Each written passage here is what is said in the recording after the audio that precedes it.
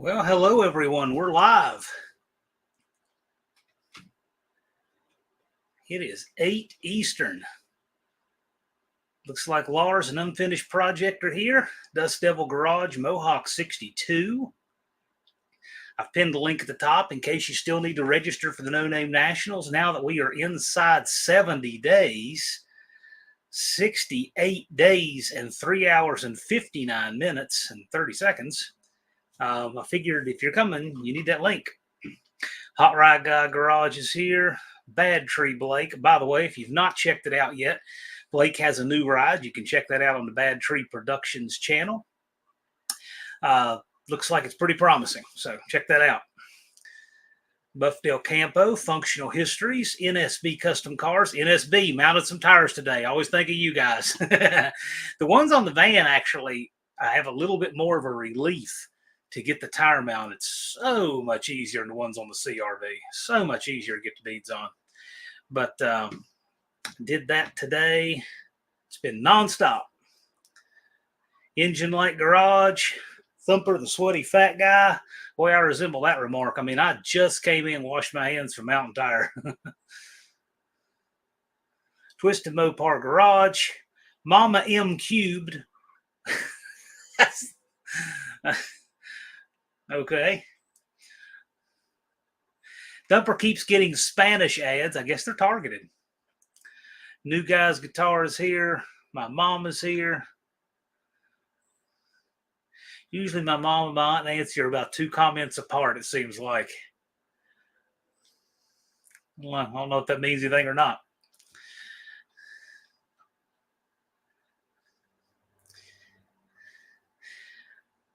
While you guys are all getting assembled, I'll show you. And if you're on mobile, you won't get the thumbnail, but I was doing floor pans here this past week. That was a wild job.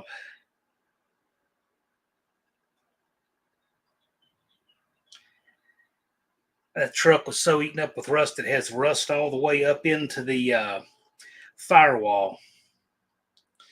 So literally had to do some fabricating on the firewall and cab mounts, and pretty good sized job, but it turned out good.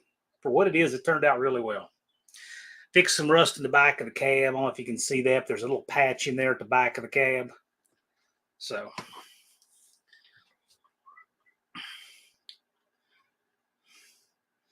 anyway, it was with heat index. It was supposed to be 104. I don't know. It was a hot day to be doing some welding, but it was fun. Got it done. Danny Boy is here. The one-eyed cat he says, I'm making my appearance. Good evening, everybody. Levi says, sorry I'm late, fellers. Thumper says it got up to 80 here today. That's hot for you guys, right? Turbo Tom is here. Indirect Connection Jason is here. Indirect Connection, who loves the state of North Dakota. He says it is a green and vibrant and exciting state, and he's thinking about moving there. Functional says the pans look awesome. They turned out okay. It would have, I mean, we didn't do a show style install on those pans and butt weld them and all that stuff. We overlapped and flanged them and just made it really strong and functional and sealed everything good and painted. They're good. They're going to last a really long time. They're functional. Turned out just fine. SSR Performance. What am I looking at? Well, if you're looking at your screen, you're seeing an unattractive guy sitting in a seat with a orange paper behind him. If you were looking at my picture, you're looking at some floor pans. This is last night. We got some pans done, and that's the inside of a cab of a 76 F100. I put a cab mount on the passenger side a couple years ago, and now doing the pans and the finish up work on the driver's side. So hopefully this will inspire him to get a new floor mat for it and all that stuff and the sill plates. But that was his father's truck, and he inherited it. His father bought it new in 76. Truck got stolen one time too, and the police recovered it in Tennessee. and he got it back. So it's got a pretty good history and story with it. 302, 3-speed manual truck. Danny Boyd says the floor plus 45 for the toe board, another 45 for the firewall. This one was actually had rust, still does on the driver's side. That's another project to tackle. But on the passenger side, it was rusted past where it starts going straight up at the firewall. So literally about a third of where the cab mount sits was gone on the passenger side. We had to remake that. But it's all good and strong. And now there's video of the cab mount on the passenger side on my channel. But we were doing the driver's side on the same truck this week.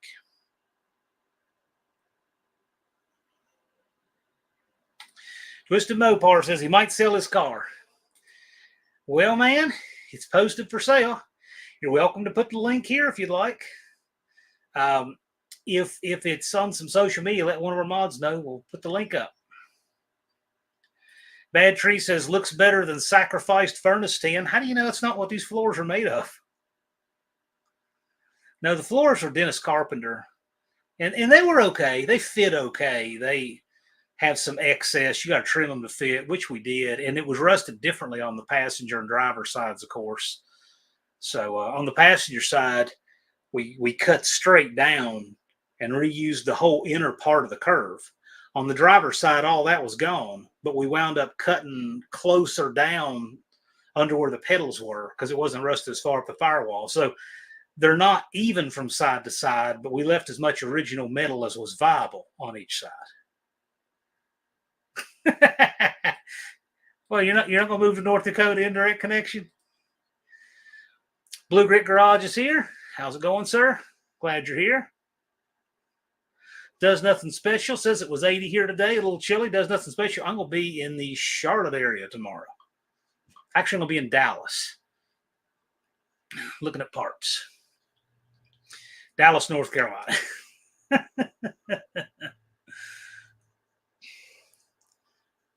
Levi says 69 days. I'm running out of time. Well, you know what? It's not a surprise. You can predict with great accuracy what's going to be on that orange paper at any time. Like, check this out. I'm going to take a stab at this and guess that next Friday, the number 62 will be back there. Let's see if I'm right. Nice uncut transmission tunnel. Yes. It has the manual transmission, so it has the flat tunnel. I think a C4 and a manual have the same one, and C6 has a tall tunnel in it. It reminds me of your truck, Danny Boyd. It really looks a lot like it. Indirect connections in Minnesota now. Travel safely.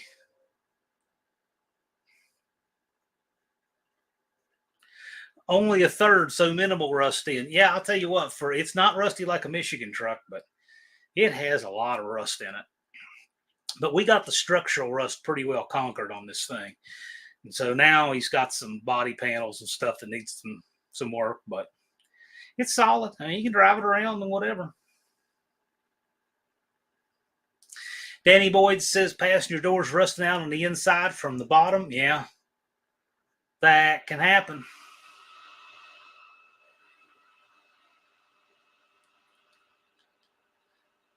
Technician Troy is here.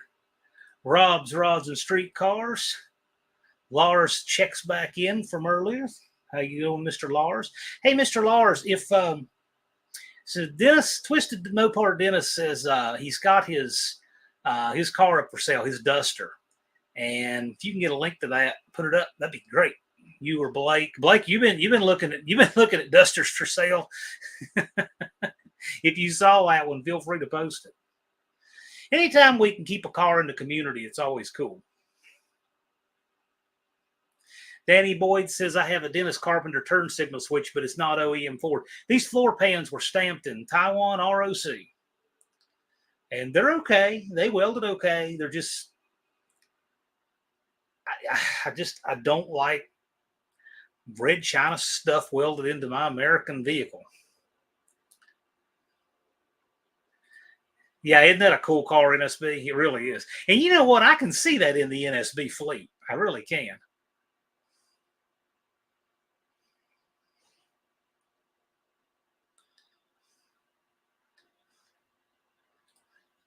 Thumper says, really 68 and the pulleys are in the mail? Yeah, it's 68 and 3 hours and 49 minutes because whatever day is up there is the day that is burning. So when you see 1 up there, 1 is burning. And then when it ticks over to 0 is when it is D-Day. So that's what makes sense, right? But since you see these live streams in the evening, most of the day on that number board is gone.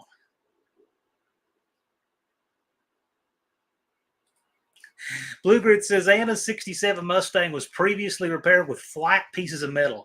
It's the definition of oil canning. Well, I mean, but is it a place that calls for flat metal?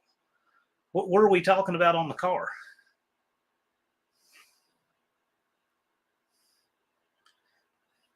Donna, you want to do cutouts on that Valiant? Hey, you could do your cutouts under the hood where that exhaust loops around the front. Boy, that would be wild.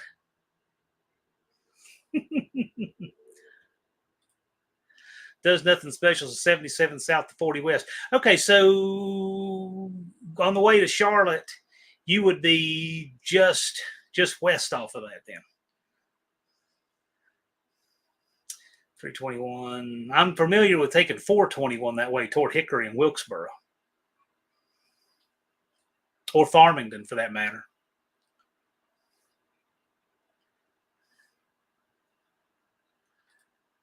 Levi, it is what it is. So make the days do what they need to do for you.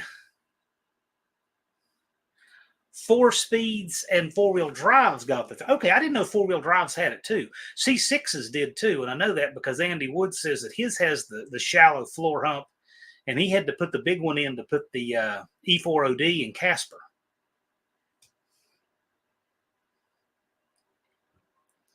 Hey, if Andy shows up in the chat, ask him how Casper's coming. Days are running short. Andrew Nelson, Nivlac 57 in the house. How's it going, sir? Been meaning to holler at you just to catch up.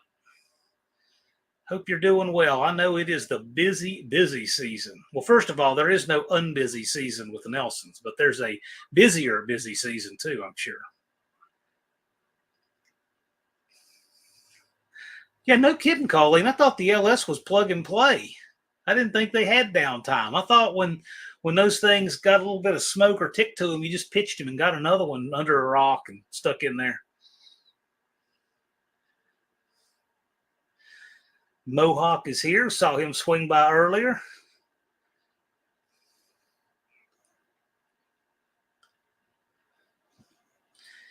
Levi says, the problem is I'm trying to make a ton of power with very little money and no time. Not exactly the best mixture.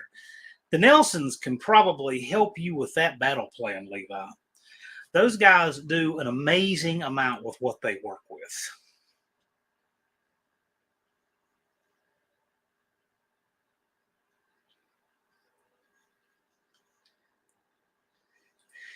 SRP, how many entries this year for the No Name Nationals? We've got plenty of entries.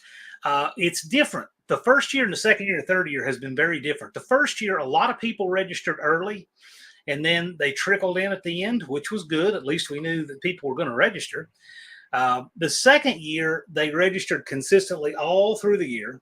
This year, there's a lot of them hanging back, and they come in spurts, and we have a healthy registration number, but people are very clearly taken for granted and just registering at the last minute. But we still have a lot of entries.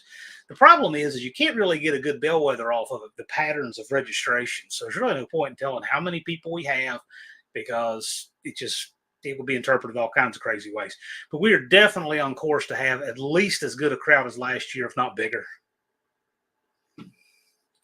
Dust Devil Garage says most of the day is gone unless you're like me and have a 3 a.m. bedtime. Well, everybody has 24 hours in a day.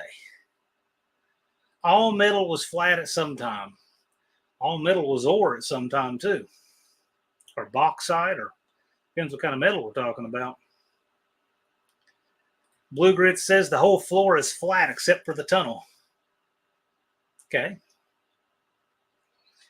Not done hardly anything to a Mustang, at least one of those. I wouldn't know. Ron Ward made the claim that I was the quietest 440 he ever heard. I took offense to that. Well, you can always fix that, Don.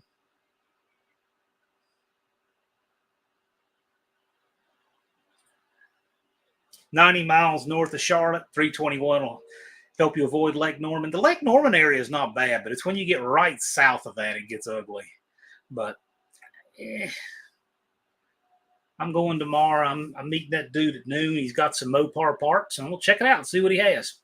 And this guy whose parts I'm going to look at, for those of you, and again, you guys are all over the country, but for those of you who are in the part of the country where the John Boy and Billy radio show, where they're broadcast, okay, and they're out of Charlotte, North Carolina, the dude's parts I'm going to look at is the Reverend Billy Ray Collins. Like, I know it's not really him, but I'm telling you, rather than having him as a character on that show, they just needed this guy to come into the studio.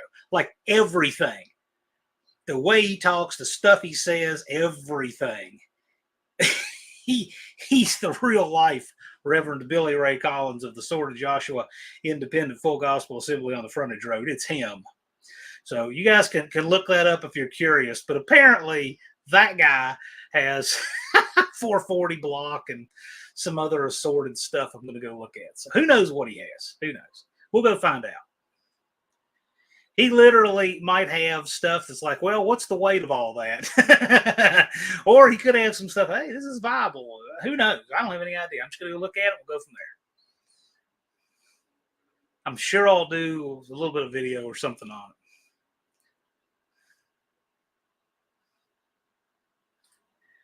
Yeah, I read what he said about has less, but that all those are choices. The thing is the day is extremely predictable. That's the point. And the more stuff you cram on the schedule, the more you got to get up on the wheel. And I get it. I mean, I crammed, way too much into this week. Here we go.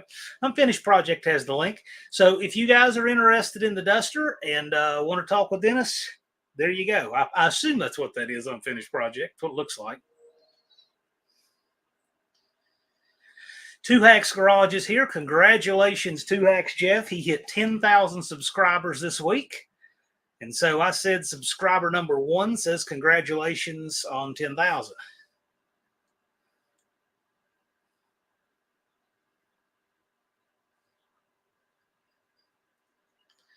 Yep, attaboy for Jeff.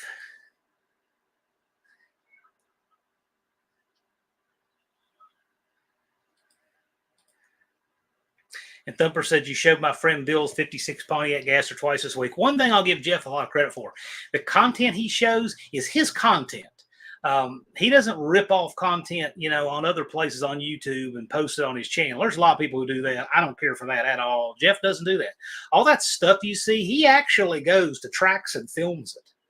He films the stuff he builds. He films the stuff he sees, the events he goes to. So I give Jeff a lot of credit for that. He has built that channel on original content.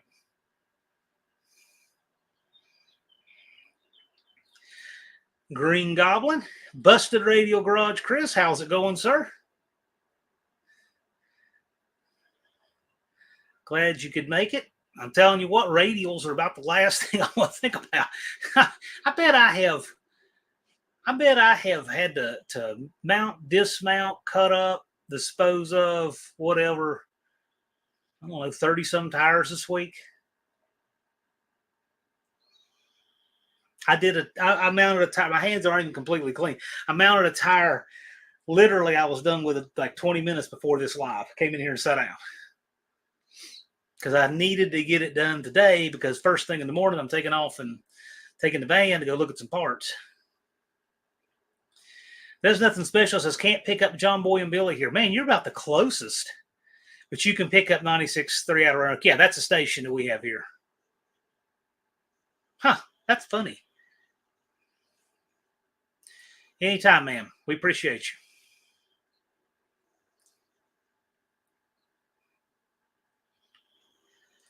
you. OMHAC, that almost looks like one of those mortgage companies or the secondary mortgage company.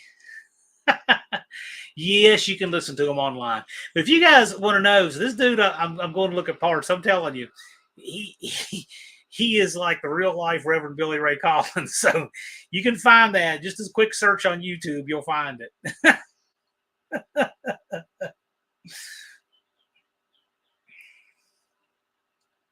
Yes, indeed. Congratulations, Jeff. And dart sport. Yes, indeed. And speaking of that, there's another dart sport coming into the community here. Um, Unfinished project. Was it you or I that was the first person in this community to have a dart sport? It made them popular. Who was first? Who was the first person in the community to have a dart sport? There's several of them here now. Actually, anyway, yeah, I can't think. Mopar Joe does have a good speaking voice, indeed. He's just a good dude. He says good things too.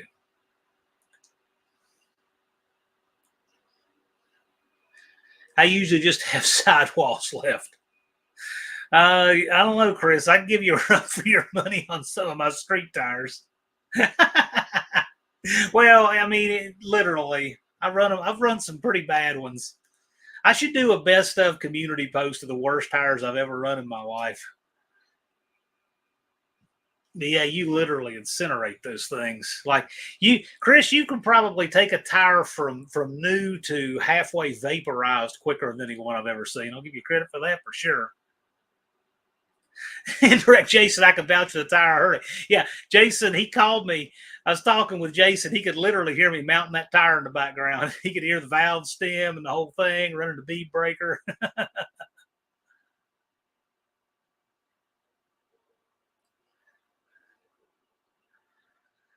Big Bad Jones is here.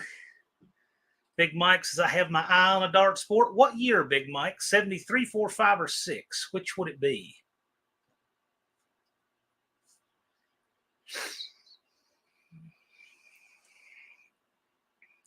Dart sport. I don't claim to be the first, but I do believe I've pushed him to the forefront. Well, wait a minute now. I remember when the dart sport was nothing anyone ever said that was cool. Duster. That's all people ever knew.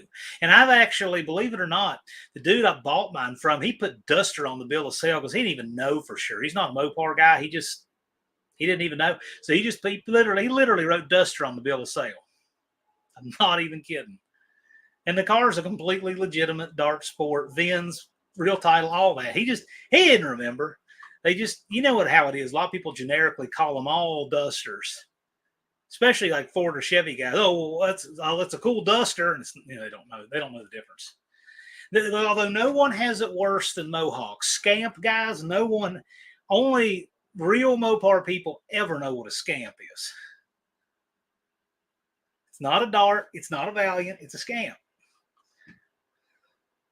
Get your ice maker fixed yet? No, I'm waiting until about 16, 17 years. Then I'll probably get on it. I do need to do it though. It's really bothering me.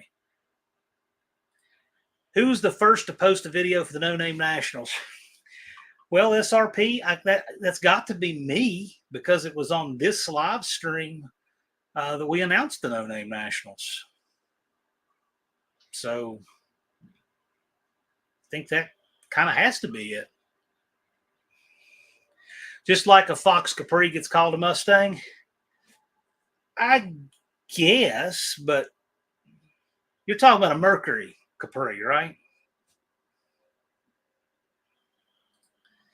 Max Wage, Dick Dastardly says, I get flats on tires 2 days old, never on the trailer yet. Well, new tires have all that tread, so they pick up stuff off the road easier. I always get nervous when I have a new tire for a little while, because it just seems like that's when you get all your flats. That tread is really soft and pliable and deep, and it's much easier to grab it. Slant Daily Garage in the house. How's it going? He says that's why you call them all Mopars. Yeah. Yes, Mohawk. Mohawk knows the suffering. The struggle is real. The scamp will always be called a dart, a Valiant, a Duster, or whatever. They will not know it's a scamp. Busted Radio says, I have a 73 Scamp, baby poop yellow, brownish, 318 4-door love it. Yeah, those are great cars. But is it a 4-door Scamp? I thought the Scamp weren't all Scamps 2 doors.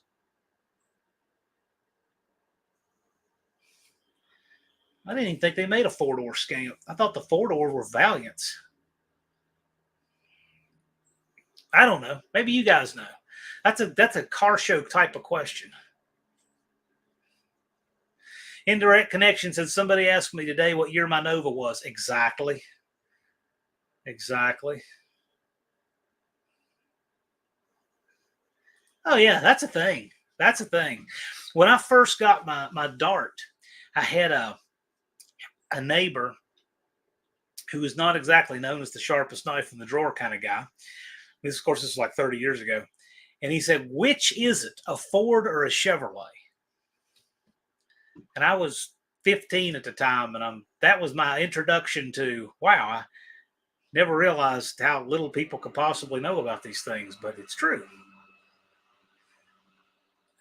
I thought scamps were valiant scamps. I guess so.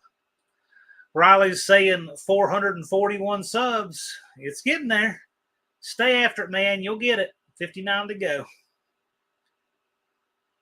Scamp was the hard top. Right. I was thinking Scamp was the hard top, but that would be the two-door hard top, right?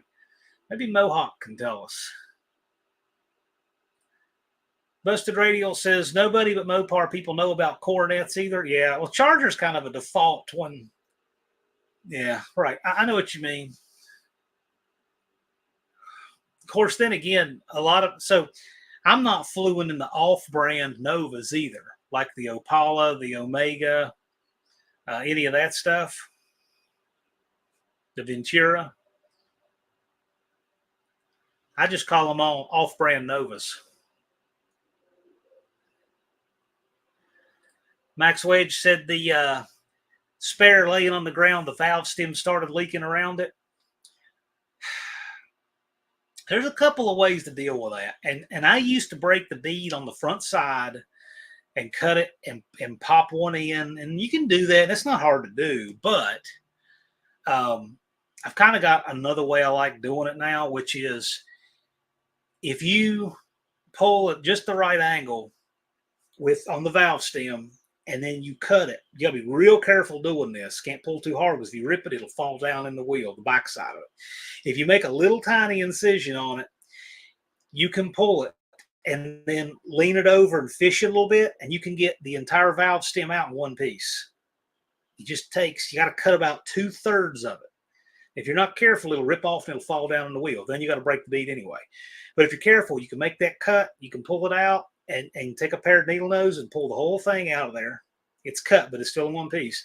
And then they make a tool for riding mowers, like a little forcing cone, and it'll force the valve stem backwards into the hole and it'll pop in. And you can do it without even taking the bead loose and change the valve stem.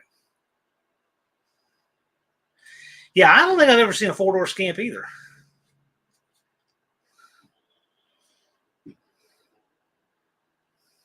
Chris might have something really interesting there. Yeah, that is cool. Yeah, please do. That'd be neat, man.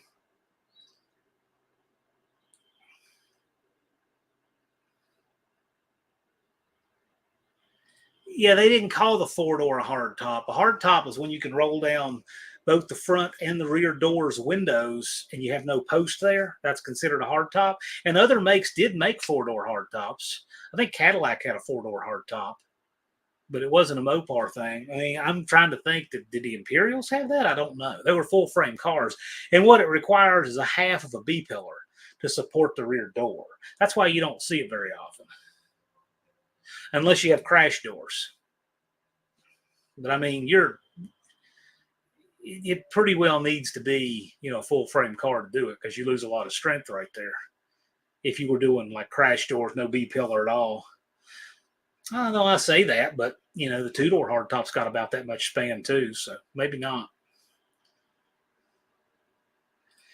Old McDonald says you could put Chevelle grill and bumpers on a Duster, no one would notice it isn't a Chevy. No, Chevy people probably would. Mopar people would. Ford people wouldn't.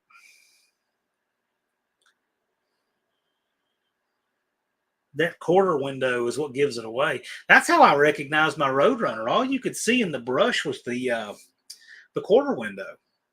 But I saw it and I said, okay, that's a 68 to 70 B bodies. What that is. I didn't know which one, but I knew it was.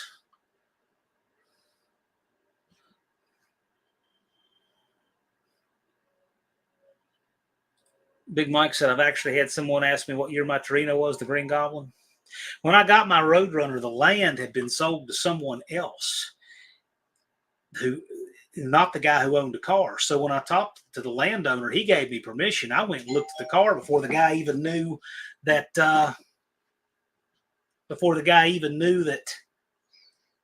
I had seen it.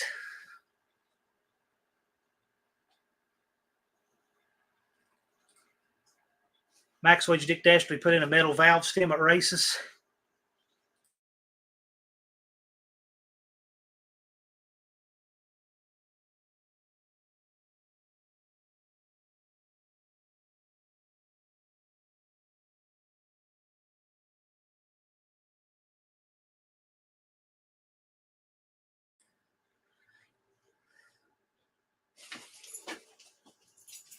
Scamp controversy. I love it.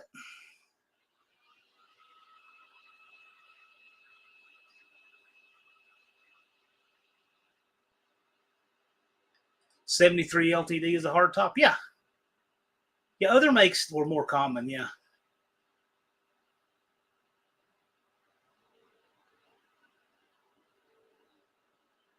There were many C-body four-door hardtops. Yeah, I guess. I mean, C-body. Yeah, maybe. I just hadn't thought much about it. Dust Devils, I thought there were four-door scamps. Well, if somebody wants to look into that, it's interesting. Chris has one. I don't know that I've seen one. I just don't know. I don't know the answer to that. It's interesting though. Where's Frank Parks when you need him? Riley's Junkyard and Petting Zoo says the Electra was available in 5 different body styles. Mine's a 4-door sedan. They also made the 4-door hardtop, 2-door hardtop, 2-door sedan, and convertible. Okay. Hot Rod Guy Garage is finally back. Just got done editing another hack job Mustang video. Oh boy.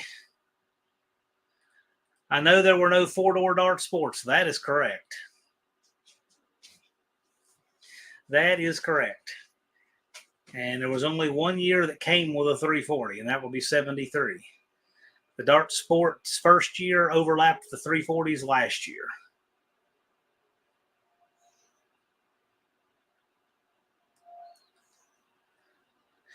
Wrong English is here.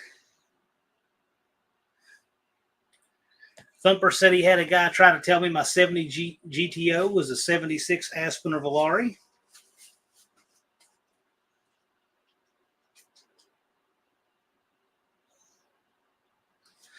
I had a guy try to tell me one time that the swinger emblems had been moved on my car once because they were on the quarter panel, and he insisted they were only on the fender. And no, 70 had them on the quarter panel, but nothing like a guy who doesn't know and just, planting his flag on his mountain of wrong.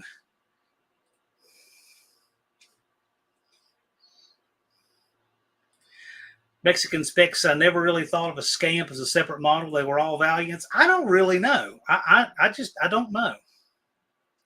It'd be interesting.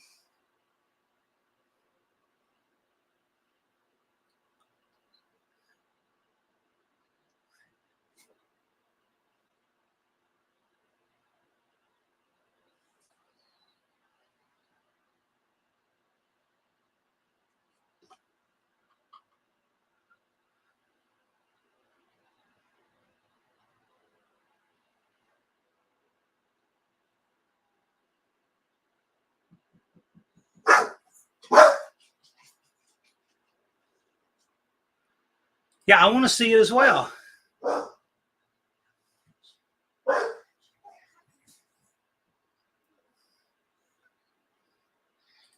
Someone somewhere has a dealer's sales brochure about 4-door Scamps. Yeah, I'm real curious about this now. I didn't know that there were any 4-door Scamps.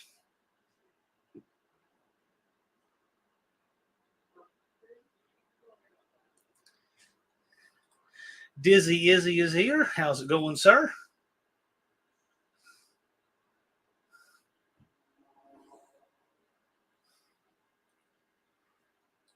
Mexican Spec says all darts were darts, right? Even the dart swinger. Why would the Scamp be any different? because the Swinger was exclusively a two-door Dart, and the Dart Custom was a four-door Dart. So when you say Scamp in a Valiant, that's like, I would think that's like saying Swinger in a Dart. That to me is the difference. My 71 Plymouth Scamp had Valiant emblems on it. Well, yeah, I mean, it's a Valiant Scamp, but it's also a Dart Swinger. So I would think, and again, I don't know, I would think that the Scamp model is to the Valiant what the Swinger model is to the Dart. 71 Scamp 2-door 6-cylinder. Yeah, that's what I thought all of them were, but this is interesting. I'm curious what Chris has here.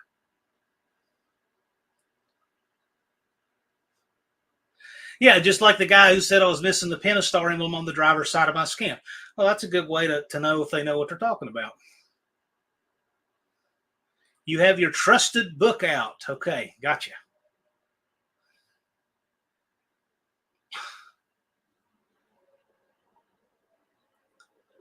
Big Bad Jones says, I had someone at a car show in my 72 Coronet 4-door asking me if my Charger had a 440 with the hood open. Yeah, well, this dude who I'm looking at parts at tomorrow, he originally said he had a 383 and a 440 block.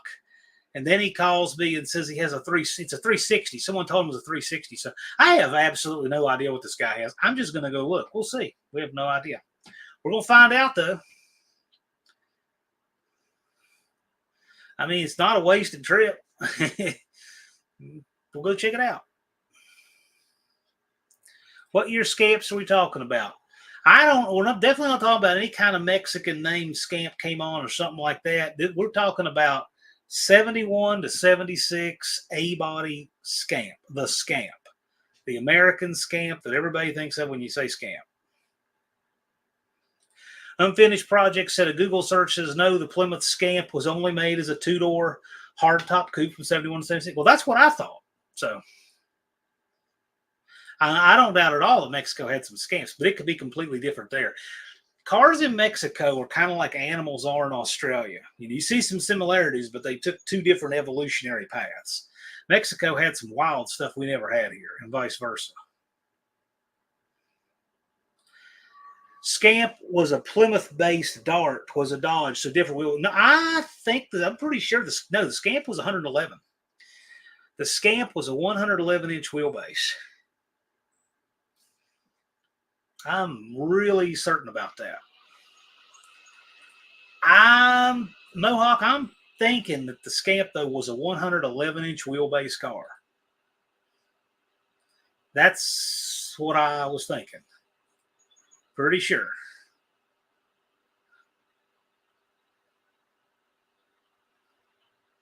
Yeah, the Duster in 70 had Valiant on it, only for 70. Yeah, I knew that one.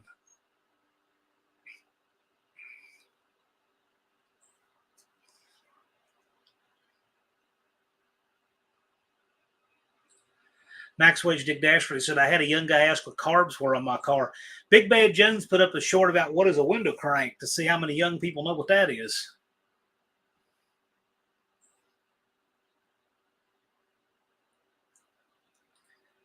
Yeah, and your Plymouth Valiant, technically, I guess they all were Valiant Dusters, but I don't think they had the word Valiant on them after the first year.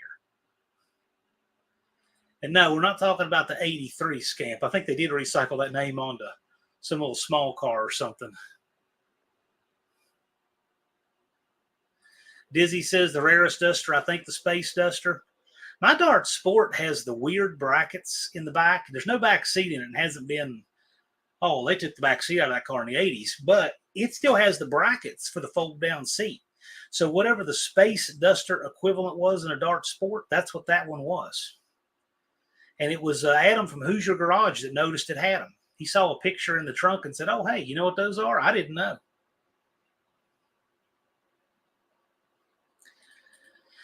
Blue Grit said, what car came with the Chrysler Pentastar on the fenders but came with a small block Ford? Oh, gosh, I don't know. Mexican Spec said in 71, Plymouth had the Valiant, no mention of a Scamp. Scamp was a trim level, not the model of the car. Yeah, that's got to be a Mexico thing, I would think. But the Oh, no, I see what you're saying. Though the Scamp, I was pretty sure that's just a two-door Dart wheelbase Valiant. Not the carbon on the title. There's a lot of weird things do get on titles, though. That's because I have seen a lot of bizarre things put on car titles, such as people transcribing stuff and guessing at stuff and everything else. I've seen makes and models reversed on titles and everything else, unfortunately.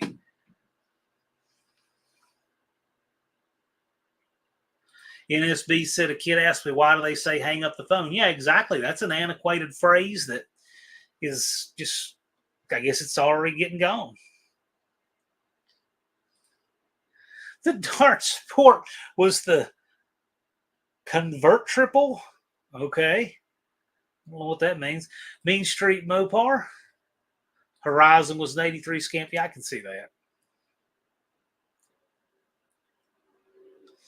Andrew Nelson says Sunbeam. I had seen Sunbeam up there too. I did. I mean, I don't know anything about that, but that is interesting. Functional History says, didn't the Barracuda start as something else too? The Barracuda had some other, I can't remember off the top of my head, but it had some other weird name they were considering before they went with Barracuda. I don't remember what it was though.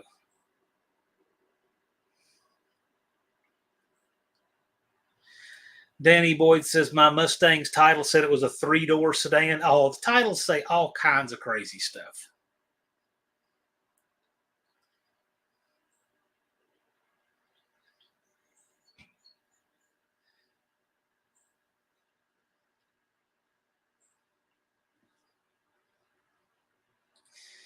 First Challenger, 57 Challenger based on the Plymouth 2-door. Yeah, there's a lot of names like that got recycled.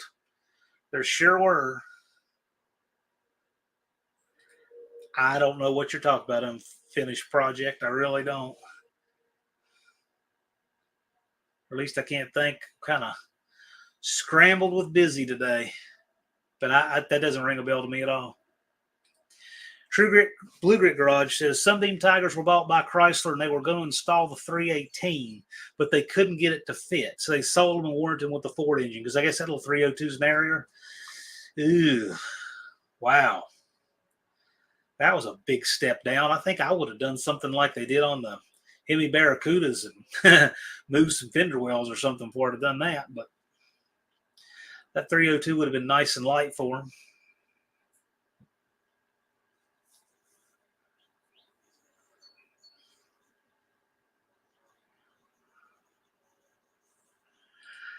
Could not even fit a 4-barrel 225 or 271 into a Tiger. Yeah, that sounds like a weird. I saw Mexican Spec. It's some Cars and Parts catalog ID book. I don't know. I see stuff in those books too that could be scrambled and weird. I don't know. But the point is I'm pretty sure the Scamps were all 2-door, 111-inch wheelbase cars.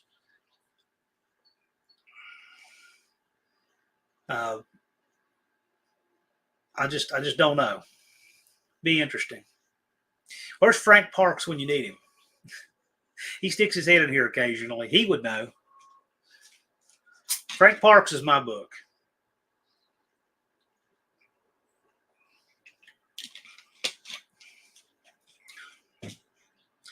'71 Scamp wheelbase, 111-inch, 71 Demon. Dart Demon, yeah. The Demon was 108. Yeah, everything that had that Duster body, the 1970 Duster body, including the 71 2 Demon, 73 to 76 Dart Sport, all built on the Plymouth Duster body, were all 108. And they all had the same rear wheel well opening, too. Of course, Dodge put a Dodge front clip on them, but they were all 108.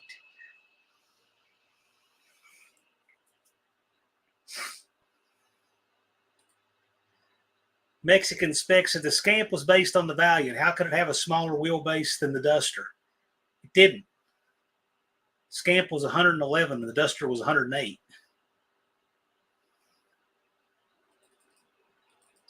I think the Valiant itself changed wheelbase. Could have changed wheelbase 73 or something. I'm not sure about that. But I know that the earlier ones were short wheelbase, those Valiants. And in fact, Plymouth had a lot of cars with shorter wheelbase.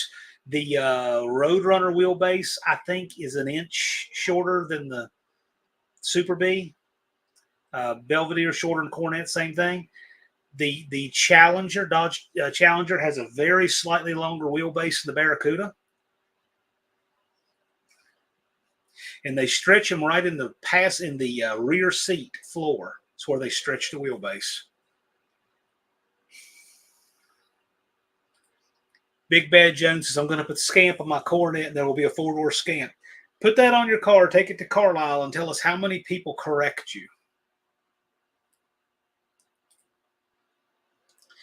111 is longer than 108. How could the Scamp be longer than a Duster? Because the Scamp has a 111-inch wheelbase, and a Duster has 108.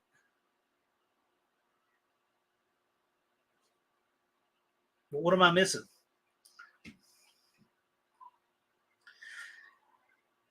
Scamp was based on the Dart with the Duster front clip. Yeah. Yeah. Google shows a 74 Scamp to be 108. I don't know about that. I don't think so.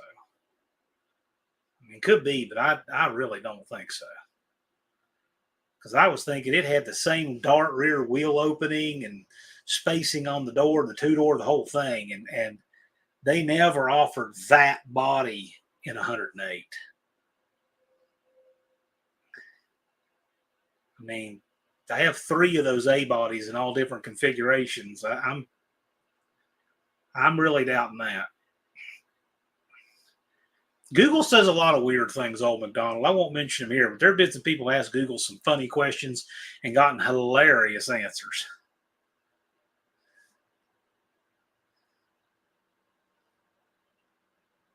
BNR says changing caster will move wheelbase a bit. Yeah, it will, but we're not talking 3-inch difference in wheelbase. Mohawk says early Valiants had 100. I guess really early stuff, like the really early A. Wheelbase or bumper to bumper. I'm sure bumper to bumper. I was thinking bumper to bumper is a little bit longer, but we're just talking about wheelbase here. There's 2 common wheelbases the A bodies were built on: 108 and 111. And most of the Plymouths were 108. Some were 111. Almost all the Dodges had the 111. A few had the 108, like the sport body, Demon Dark Sport body.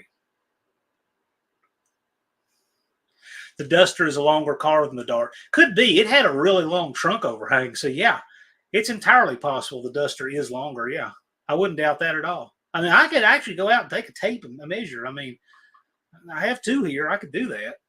But I don't doubt that at all. The Duster could be longer than the Dart. It has a lot of rear overhang on the trunk.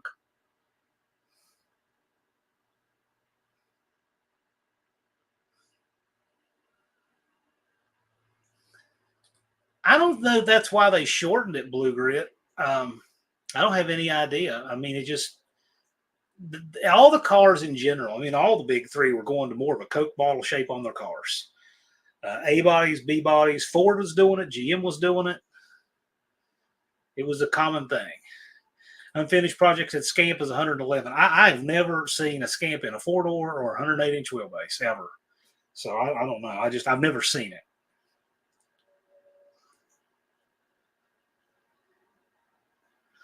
Junkyard D is saying they made a Scamp package for the 108-inch wheelbase Valiant, 2 or 4. I've never seen it. I don't know.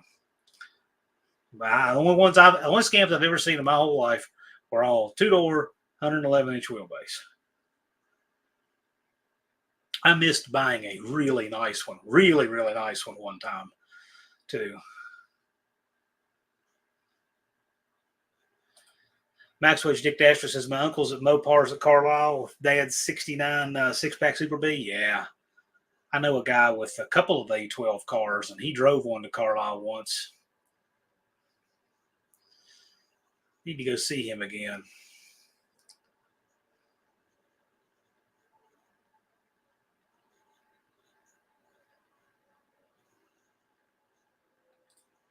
Busted Radio says, I'm throwing myself on the controversial sword. My wife said I'm wrong and it's a 2-door. She's dragging out our pictures to show. Well, hey, it's perfectly fine, Chris. We're all just, having fun and learning here. But I'll tell you what, you sure inspired a wild conversation. I mean, you inspired like 30 minutes of, oh man, did they make that? Did they not? We got people saying they did, people saying they didn't. Interesting stuff. But regardless, post it. We'd like to see it.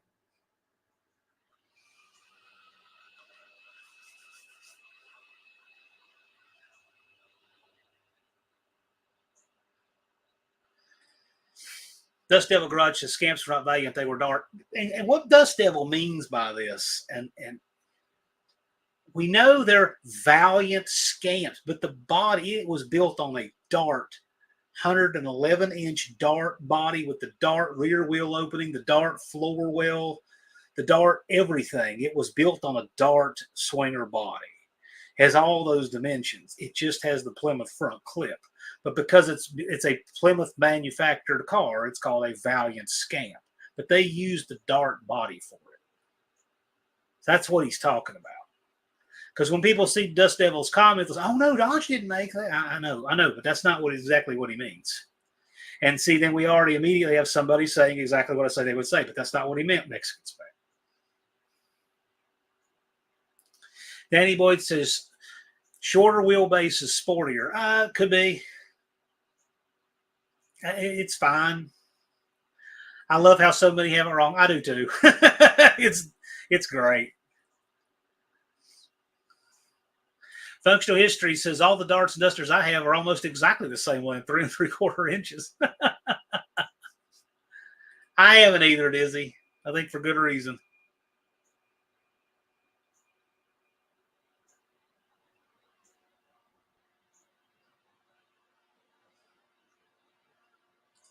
It's kind of where I am with an unfinished project.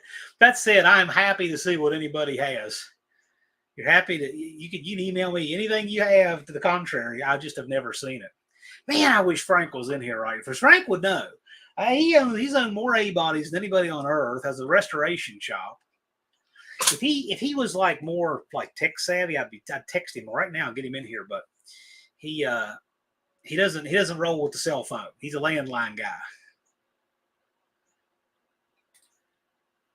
Mexican spec, they didn't.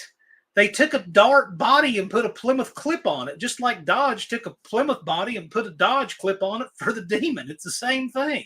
It's exactly the same thing. And the reason they did it was because you got the longer chassis.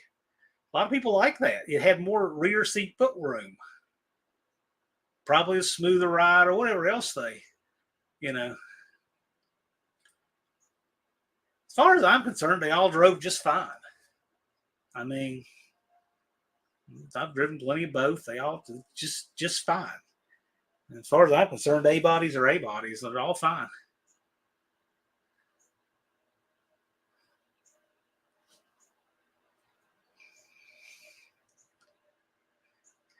Hot Rod Guy Garage says 68 days. Yeah, 68 days, 3 hours, 6 minutes. It's moving, man. It is moving. I've even put up the registration link because if you've not yet registered, it's time.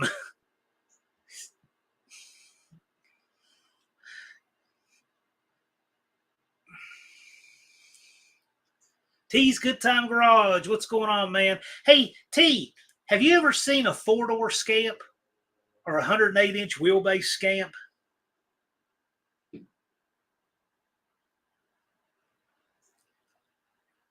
Our friend Chris at Busted Radio Garage decided to throw us a wonderful topic in here.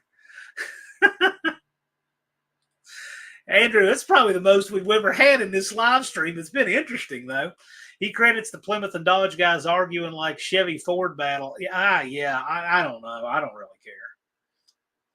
That's why Mopar works for all of it. But I'll tell you where it doesn't work. Mopar works for all of what we do, but man, it does not work for the GM guys for some reason. Like Buick guys must have their entire own identity. Oldsmobile, Pontiac. But see, they all had their own engines, which made it weird. See, Chrysler didn't have that. But the BOP guys sure all had their own.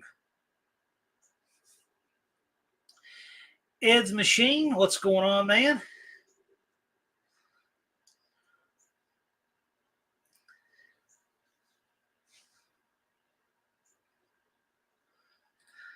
Dust Devil Garage says, as far as Duster, Dart, Scamp, Demon, the Valiant body is out of the equation. I see what you mean. It's all Duster body.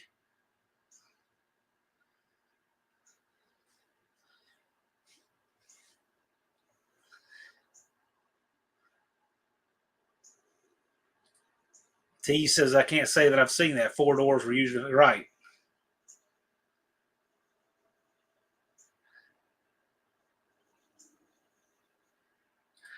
Mohawk said, just like the Mustang and Cougar, same floor pans and subframes. I don't know the answer to that. That sounds kind of right though. We got lots of Ford guys in here that know that stuff.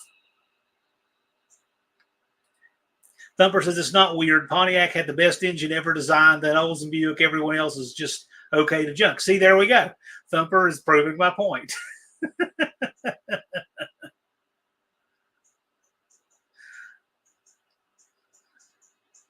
Howdy, Big Mike.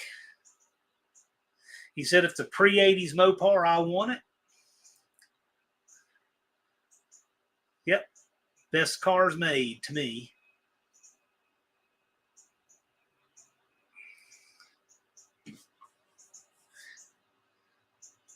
There's Auto Salvage Outlaws. He likes the 80s Fox bodies. I do too. I think those are cool cars. I like those.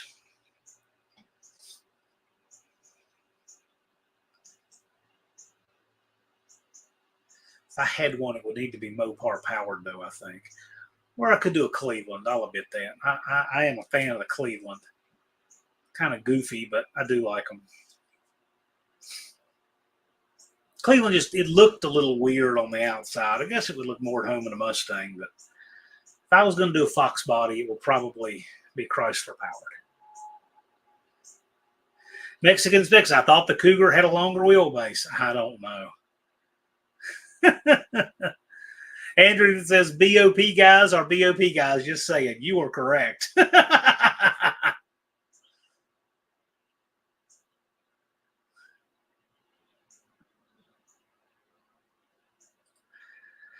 69 Valiant and Duster 71-2 are the same hood and fenders. Yes, same front clip, I think. The grill obviously is different. Yeah, I don't know. It's similar. Similarities there. Thumper said 67-70 Cougar had a 2-inch longer wheelbase than a Mustang of the same year. Under the rear seats where they stretched them, that's where Chrysler stretched theirs. In the floor, Chrysler stretched theirs in the rear floor pan. That's where Challenger was longer than Barracuda. That's where Dart was longer than Valiant. Was right there. Which was nice, because if you're going to change it, that's the place to change it. Is get it behind that torsion bar cross member so that you don't have any weirdness up front to deal with. I mean, if you're going to make a wheelbase change, I guess that'd be the place to do it.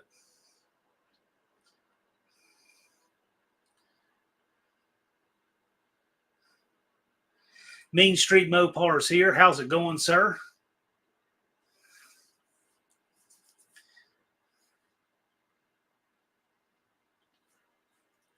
Mean Street Mopar, have you ever seen a 4-door Scamp or a 108-inch wheelbase Scamp?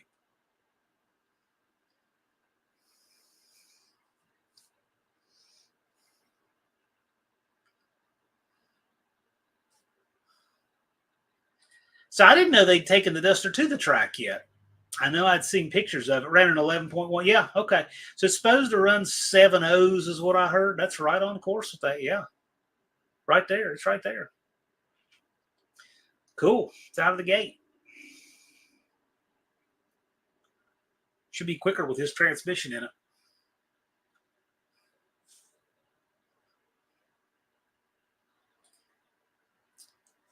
Isn't it the 73 Dart hood will replace a 69 CUDA hood? It'll physically fit. 73 through 76 Dart hood will physically fit 67 to 69 Barracuda. And that little raise in the middle is the same. The trim is different on them. But, yeah, that hood will interchange. There's another weird one, like I think a 74 Valiant and 68 Dine Charger had the same interior door handle or something weird. There's a few little weird things like that. Not many of them with Chrysler. Now, Ford has more of that kind of stuff than any make. They have way more of that weird crossover stuff you would never have thought, you know.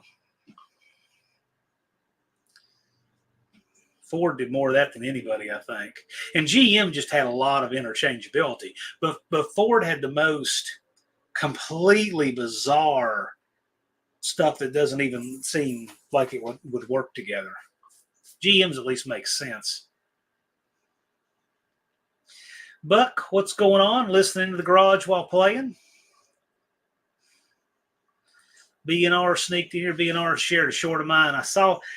I have seen a couple driving by in traffic, but the first time I actually saw up close from the sidewalk, saw a Tesla Cybertruck today, and I put up a short. I thought it looked like a refrigerator had fallen over and somebody put some wheels under it. But there's some guy in my hometown that has a town of 4,500 people, and he drives around in a Cybertruck, and everybody talks about it, knows him. So that's interesting.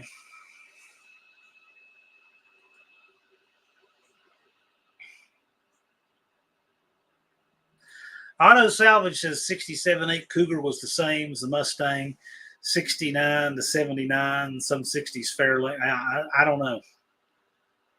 I'm not a Ford guy, but that's interesting. Here's the link to Mean Street Mopar. Unfinished Projects putting it up. Mean Street Mopar is running the No Name 500. He still has a good bit of work to do. How many subscribers are you at there, Mean Street Ken?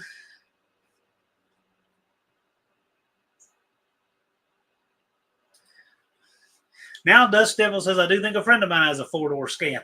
Oh my gosh. What do we need to do to solve this? I will tell you this. So I had I was questioning.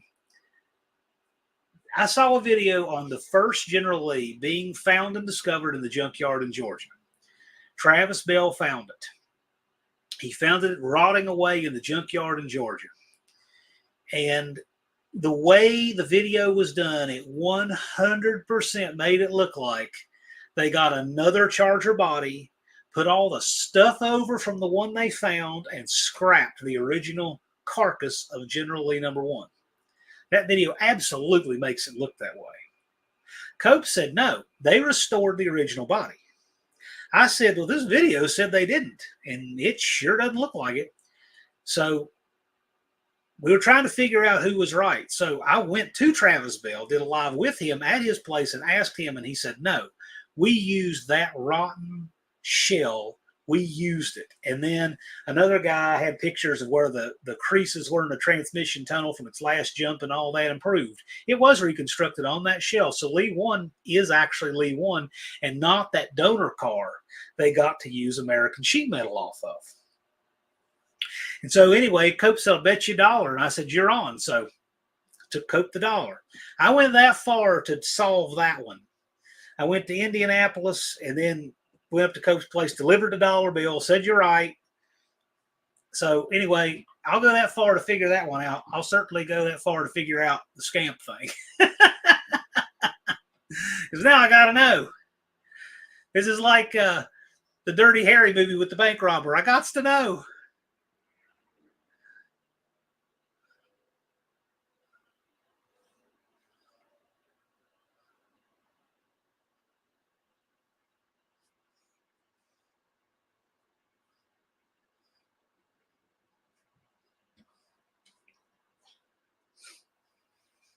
Auto Salvage Outlaw says the only thing Ford had 100 different starters, and that it reminds me of something.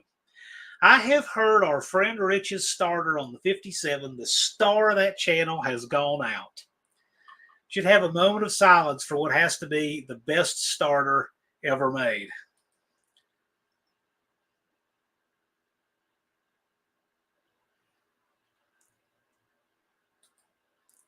Danny Boyd said those Cybertrucks are offensive on the eyes. Yeah, they you know, if you like that real plain design like that, some people do, you know, whatever. It's a pretty big truck. You see it in person. It's good size. It looks kind of like it's made to be a 3/4 ton. It's a pretty big truck. BNR says, don't shoot at the Cybertruck battery pack. It'll burn down the entire neighborhood. Well, it's just like a Tesla. It runs on a whole bunch of those 18650s. Mean Streets at 234. Come on, Ken. You got 68 days and 3 hours and 54 minutes. You're almost halfway. You can do it. You can do it. You got the hardest part is the first half of that.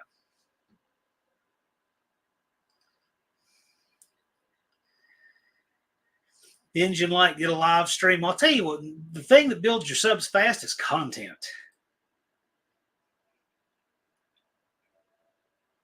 Now Dust Devil's decided to take the other side of it. I think he's just trolling us at this point. The four-door darts were a thing. Yeah. I'm going to call it a Scamp Custom.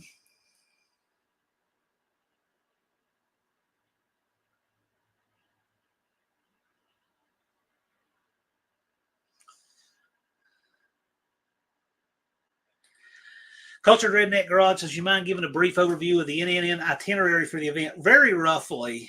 We haven't released exactly the times yet because there's some things that depend on the times. But basically, we let people come in. The long haulers come in on Wednesday night so they can set up, okay? But the gates open Thursday morning. I always have them open by 7 a.m. Tech is going to be open early this year. So you're going to have all day Thursday to get tech. Don't wait till the last minute. We're trying to get rid of that really long line for tech. So you've got all day now. Instead of tech open at noon on Thursday, it's going to open first thing in the morning. So we'll have tech all day on Thursday. It's either 5 or 6 p.m. One of those 2 hours, I'm not sure which, but 5 or 6, we're going to cruise to Lambert's. With tech being open so early, we could bump this earlier potentially. Again, we don't have this set, but by dinner time, we're going to cruise over to Lambert's and going to have our car show, and that's on Thursday. Friday, we're going to open up early. We're going to start with the group photo. After the group photo, we get the track clean. We go hot. We do test and tune, and you can do call out. Anytime there's test and tune going on, you can also get in line for call outs. You can always do that, okay? But we're going to have our bracket. Once we do some test and tunes, everybody's going to have to sort stuff out. A lot of those cars have never been down the track before until that Friday morning. And then we're going to have the bracket. And we wrap up with the bracket by 6 so that we can get set up and have burnout competition at 7. And the burnout competition will be till whenever it is. And so it's under the lights, the big end of the track. Saturday morning, we get going early.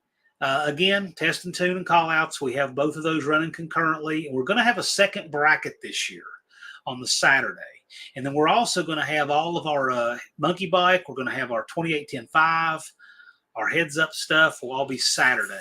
And then we wrap up around dinner time, have our awards ceremony. And then, of course, you know, there's some people who get on the road who don't live all that far away. And there are some people who stay around and camp Saturday night. You're certainly welcome to do that. We're probably going to cook out as a community on Saturday night after awards. So that's kind of your itinerary. But let me tell you, it is a fun event. It is worth being there Thursday, Friday, and Saturday.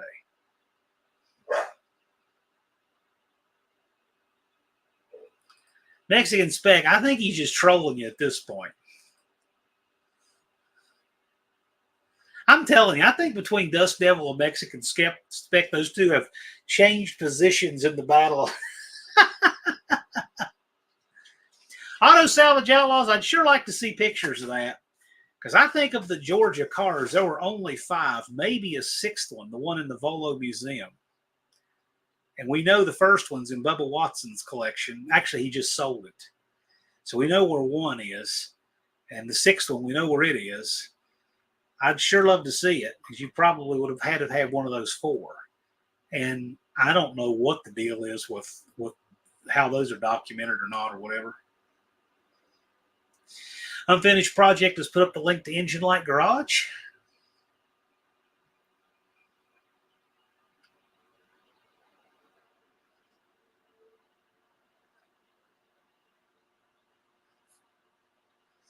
Dougster is here. Functional History says, I think that starter gave up because it turned into lava. Probably right. I'll tell you what I'll do, Rich. I'll tell you what I'll do, and I'm for real. I'm totally for real. Rich 220. If you're watching this, if you're not, somebody tell him I said it. Rich, if you want to take that starter off and you want to send it to me, I will have it professionally rebuilt at my starter guy and I'll send it back to you. A gift from me, just because we like to make fun of you cranking with that starter. A professionally rebuilt starter, rebuild if it's the original one on the car, whatever, no China stuff, for real, for free. I will get your starter rebuilt at our place here that does them, Dominion. They do wonderful work, made in America stuff, and you can do that. So tell Rich I said that, and if you look for this later in the stream, it's at 70 minutes in. So if he wants to do it, I'll make good on it. Dust Devil said, Kid Rock has a General Lee Cybertruck. I've seen a picture of that. It's pretty wild. Kid Rock also has that house. It's like a scaled down version of the White House. He does fun stuff with his money. Good for him. He earned his money. That guy wasn't born into money. He made his. 38 POS Racing. What's going on? Thumper says that an ex-NFL guy who lives up here has a Cybertruck. Everyone is posting refrigerators. See, I'd never heard that before. So other people say the same thing. It looks like a refrigerator. Right on. You can shoot at the Cybertruck all you want. It's bulletproof. Well, doesn't mean you want to. And I certainly wouldn't want to hit the battery. But I don't mind shooting one. Anybody wants me to shoot their Cybertruck, just let me know. I'll do it. You tell me what you want me to shoot it with, we'll do it. I either have or can borrow pretty much any caliber you want it hit with.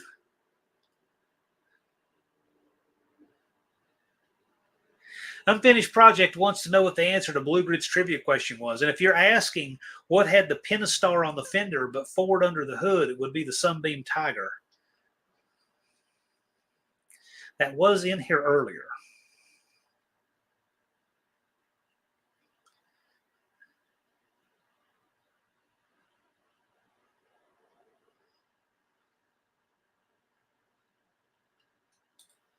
Big Mike says, with all the four-door to two-door conversions I've seen on YouTube, why not build a four-door Scamp? Yeah, well, you could. It would be much, much harder, though, with that body because that had a different roof line altogether. In fact, the windshield and the rear window were different on the two-door and four-doors. So unlike a Tri-5 or something that had the common roof line, it was much different on an A body. The one you could do it with is the one like we saw done with Slaghammer, because it's built on that 108-inch wheelbase, and it's one that you could do that with. But it would be much, much harder to do it with that dart body because the windshield and rear windows had different heights of the windshield and everything. So, and I thought both looked great. They're just enough different that it wouldn't be conducive to doing that. Really, the way you'd have to do it would be to cut the roof off of another car to do it. And man, at that point, you're pretty much ruining two cars to do it. Unfinished Project put up the link to Max Wedge Dick Dastardly. Thank you, sir.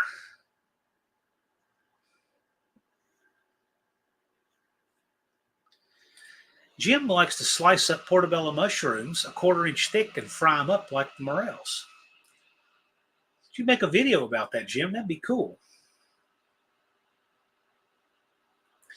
Dean says I could make a knockoff Cybertruck replica car in plywood and call it the Plymouth. I'd love to see that. That'd be great, Dean. That'd be fantastic. You could even use a chassis of like a K car or something like that.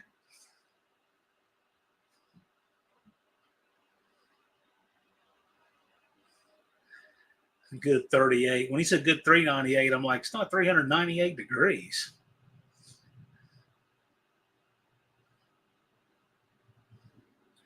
And yes, Blue Grit confirms it was a Sunbeam Tiger. Unfinished project said it will be as simple as adding scam emblems to a Valiant or Dark custom. Right.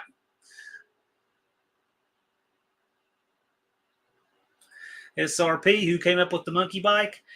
That's a long story. It was a compromise committee type thing. Dallas and I went forward with as a spec class, but it is now changed. And the rules are much more liberal now. So there's a lot more you can do in that class now.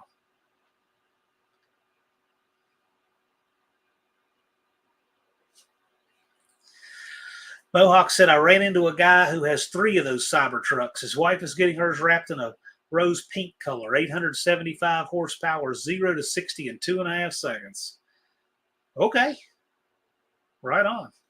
Iron Dukes. Anybody here have an Iron Duke? I wouldn't mind having one of those. I'm passively looking for one. I don't need a nice one, but I would like one that's complete because obviously I don't have any Iron Duke parts here. It's not like 318s and 360s where you can find parts all over the place here.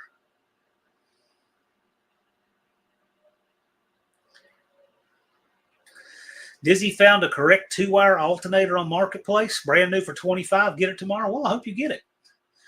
I mean, what I've discovered, and I'm not, I don't know, but what I've seen Marketplace is a fickle place. I've had people send me stuff and just can't find it.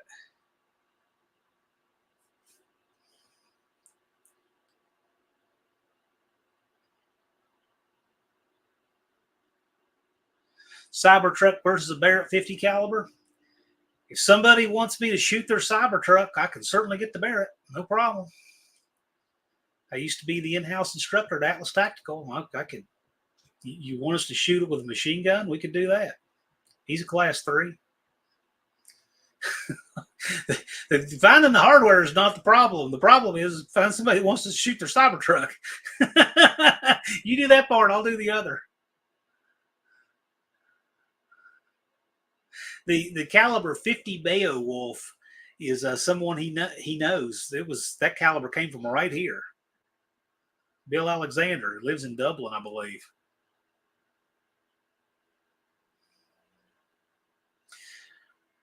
Unfinished Project says, what factory production Chrysler secretly ran a Ford valve body? Gosh, I don't know. What in the world would that be?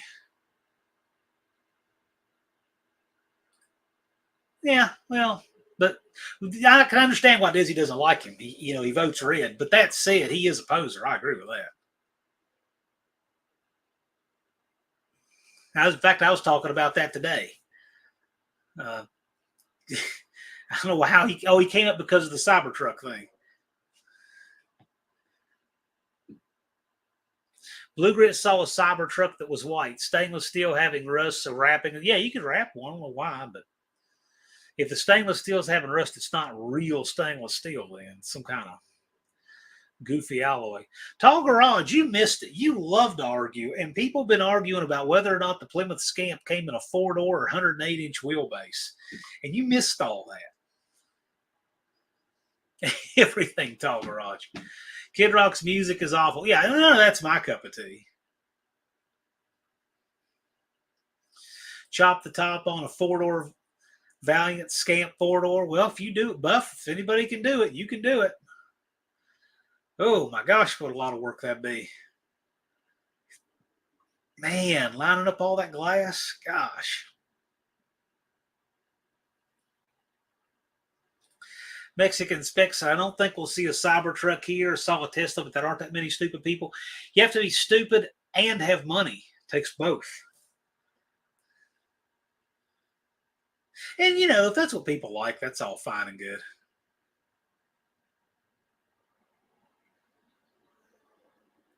Yeah, it's not real stainless. It's a poor quality stainless to rust. I've seen stainless that rusts, but good stainless will not rust. Yeah, I know JB does. Junkyard D,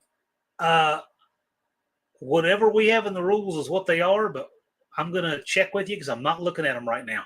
And I want to do a live stream with whomever is running Monkey Bike. And we're going to do that here in the next couple of weeks. So be ready for that one. Big Mike of the Hoopty Barn says, one of my goals for the future of the Hoopty Barn is to build my own car entirely out of sheet metal. Well, Big Mike, I'm going to be looking forward to that.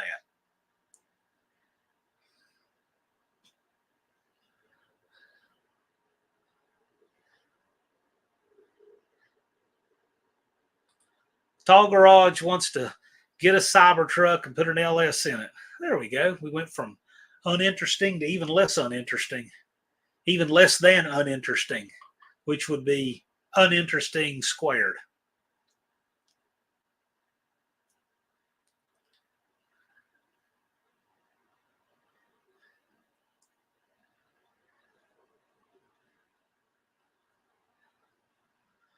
Maxwell Dick Dashley had a GM alternator on the car. It died this weekend. Why did you have that on there? Why would you do that? That's crazy. I would have no alternator on my Chrysler race car before I had a GM alternator.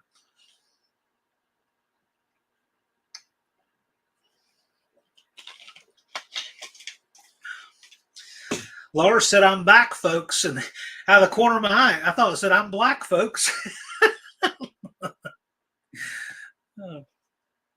How's everyone's NNN projects going? How are everybody's No Name Nationals projects going?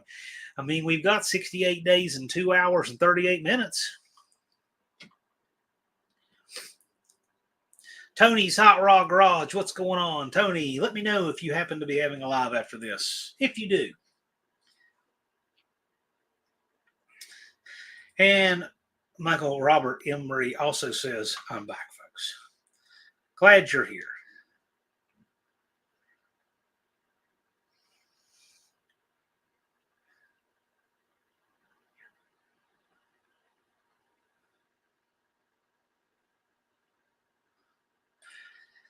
BNR says the Iron Duke, the Pontiac Iron Duke, peaked out in 87. Magnesium block with aluminum head. Okay, wow. That's wild. But it's not an Iron Duke then. JB says, thanks for the warm welcome, guys. It's the first I've seen you in here.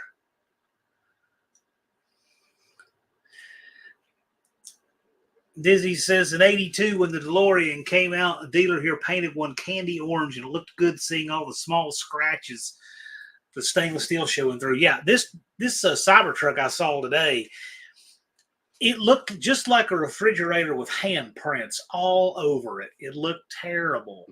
Those handprints show up really bad on these things.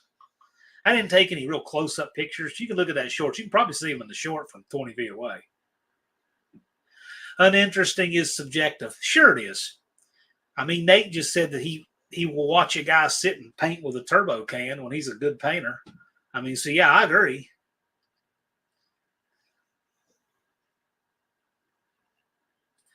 No, that's not what I said. But JB, I'll tell you what I did say.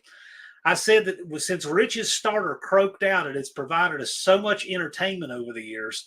If Rich will send me that starter, I will have Dominion starter, rebuild it for free, and I'll send it back to him so that he can keep his original starter instead of putting a China starter on it. And he knows I'll do that. If he'll send it, I'll do it.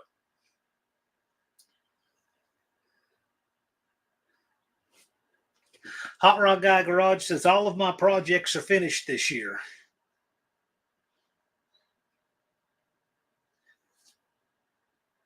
It's not a GM alternator. It's an AC Delco. Oh, whatever. If it's that square-looking thing with the external fan, it's GM, it's not going on my Mopar race car. How's that?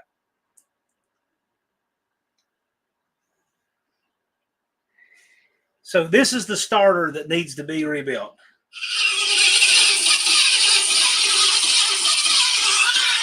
And that's why it needs to be rebuilt.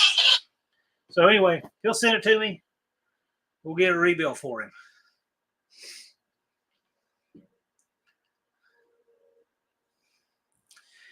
Functional history says, I don't know how my No Name Nationals project is going. Junkyard D won't answer his phone.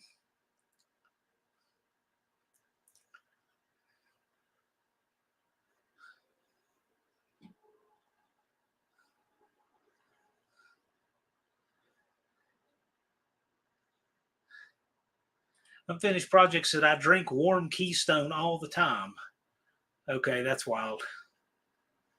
I see Wendy is here. Yeah, I was a little bit behind there. Sounds like a dying cow. Sounds like a champ of a starter. I'll give it that.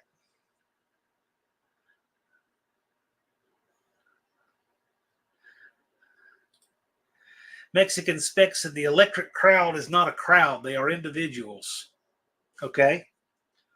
I don't know. Electric seems kind of cultish to me.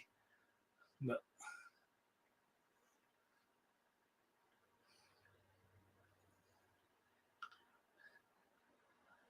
oh man, that is disturbing.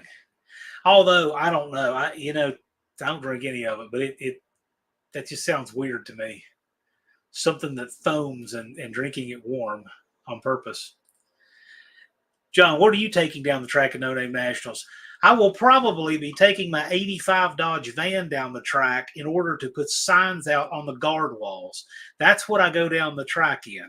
I roll up so I can unload at the guard walls and put them out and have all my tools there.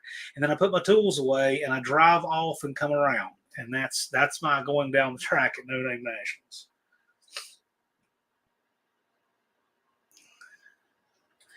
That starter didn't have to work though. Well, it doesn't have to. You don't have to depend on it working when he's out somewhere. But Roach Runner, yeah, I'm cleaning the spot where the Roach Runner goes. Like right now, I'm doing that. And Sunday, I'm pressure washing. So I've got stuff going on here. But my main priority, make no mistake, is that in 68 days, 2 hours, and 32 minutes, we have No Name Nationals. So that is the priority. Captain Do is here. Starters are for quitters. Well, if you have a manual transmission, you can have a bad starter for a really long time started in gear. Ask me how I know that one. Dizzy's getting a new roof and siding repair and gutters and downspouts because of a tornado. Well, you might be the only one that's come out good on State Farm. I know one thing. I just paid State Farm $800 yesterday. Whew. Indirect Connection says it doesn't have to work hard to turn over. Well, sure it does. Who in the world knows what all it's hitting on the way? I mean, there's not much compression there, but it's not to say there's not other things going on. Exactly. There's no compression, but who knows what else it's hitting in there? There's no oil there either. I know. We laugh about it, but I'm very serious. I'm more than happy to take that over to Dominion, get it rebuilt here in America, here in Roanoke, Virginia. Those guys do great work. Do a little bit of content on it, send it back. A gift from the No Name Nationals community to Old Rich, because he has enough to deal with, and my God, that starter's like the only thing that he, that's the one thing on that property that works. I don't want to see that not happen for him. Auto Salvage got rid of State Farm. Yeah, I pay him premiums, but I'll tell you, I don't get the feeling that like a good neighbor they'd be there or whatever.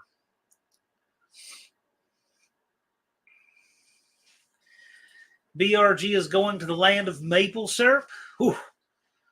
Crossing the border like that does frighten me, even into California, because you're leaving the American border when you cross out of Nevada too, in my opinion.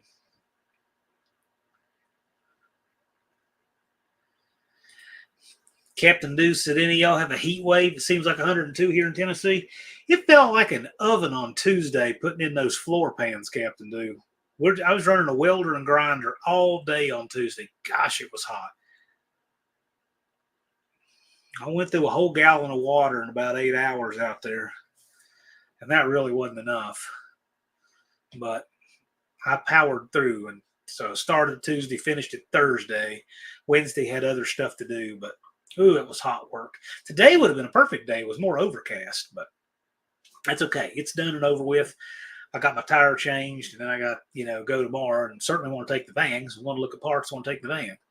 So I had about a half hour to do it, and I got that tire done. And I was on the phone and doing it, and I almost did the one thing I've said I never want to do, and that is take a tire off and get distracted and put the tire back on. I almost did it. I was on the phone with Jason Falk. I had my tire off. I'm on the phone, and I put the new tire up, and I'm lubing the beads, and I'm like, wait a minute. Caught myself. I got myself.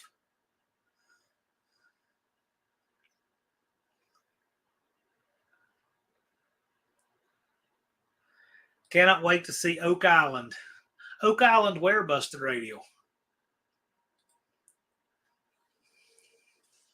I've never been to Canada, but who knows? One of these days I may see Niagara Falls.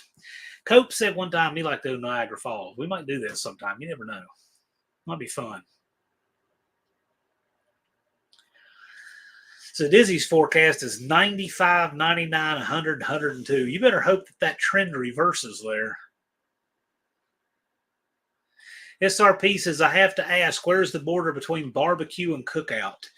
The border between barbecue and cookout would be real South versus invaded South that isn't really South anymore.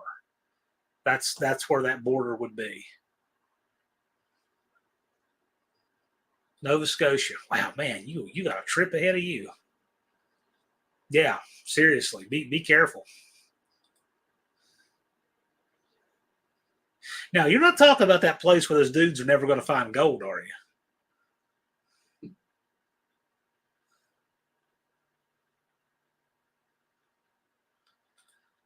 Captain News says a windshield in the hot sun this past week and the washer was boiling after spraying very hot. Yeah.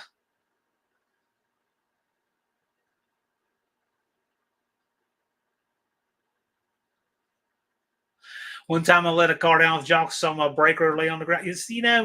So I can't remember what it was on, but I know one time I didn't get my caliper back, put my wheel back and saw it.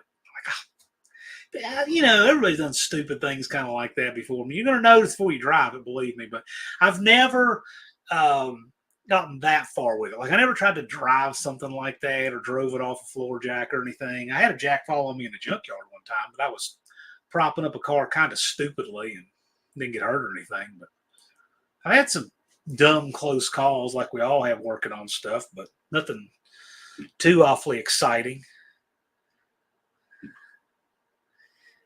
So it is that place where they're never going to find the gold. Right on. Well, you know what? If you do a community post or some content on that place, you need to tag Professor P on it because he watches that show religiously.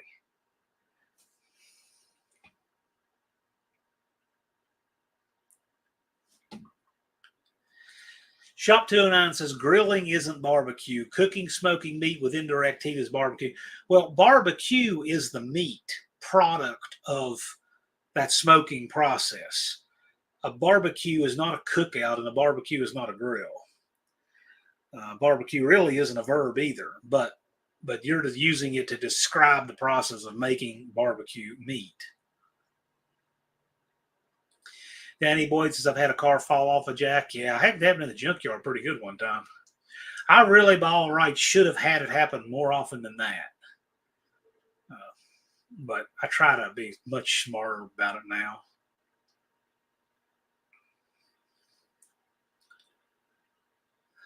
Plan to film it all, if permitted. Cool.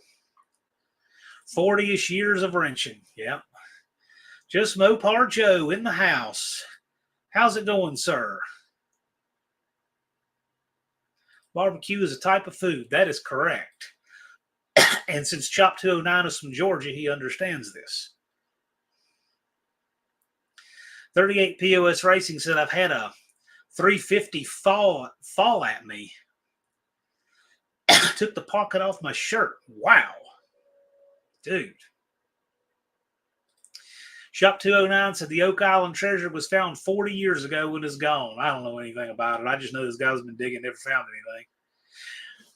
Unsolved Mysteries did an episode about some treasure allegedly buried in Bedford, Virginia one time, which is, Bedford's about an hour drive from me. And I don't think there's anything there. But there have been dudes looking. There's one dude been digging under a rock out there for, he had dug at that time 20 years looking for that. And I don't think anything was ever there. Shop 209 says I have a second channel starting soon that's just barbecue. Right on. When you get that channel running, come here. We'll put the link up. Let us know. I want to be the first to subscribe to it. I think that's great. Danny Boyd said a kid in my 8th grade class got his leg broken by falling 283. What are you doing, Jethro? Jethro's over here making noise today. He doesn't usually hang out in the office, but he is today. Just Mopar Joe said, I got the Gen 3 Hemi sold today. Big block dreams now. Just Mopar Joe may be the first person to have un-Gen 3 Hemi swapped an E-body. So, I think that's great. To me, that car just got much more interesting. I've always liked it, but I just think it's much cooler now. Because he got the Chrysler version of the LS out of it. I'll message you the details. Cool. Cool, Shop 209. I'll be happy to put the link up. I'll share on a community post. When you guys do something else, like when you have like a business or you run a business or you have another channel, like a cooking channel or some other hobby, I'm happy to, help you guys promote that kind of stuff. I think it's neat.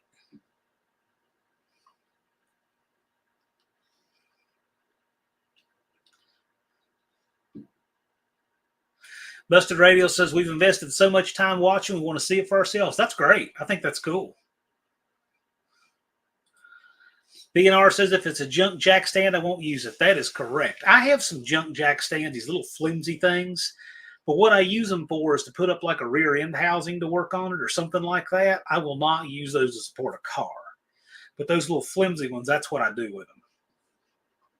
Rear end housings. Big Mike says JMJ needs to come to the Hoopty Barn soon.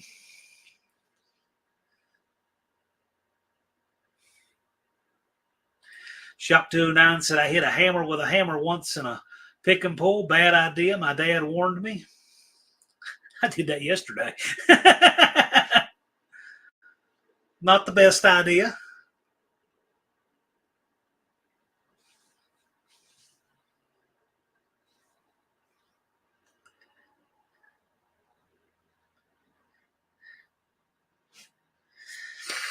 Chris has got stuff to do. Well, cool, man. Thanks for swinging by. We appreciate you. Dizzy says, just Mopar Joe, guy here 30 miles south of me has two 440s, one still together and one disassembled. Most people get that far enough to disassemble them, and then they stop. And they realize, oh, man, now I got to spend money on it and have work and skill and cleanliness and stuff.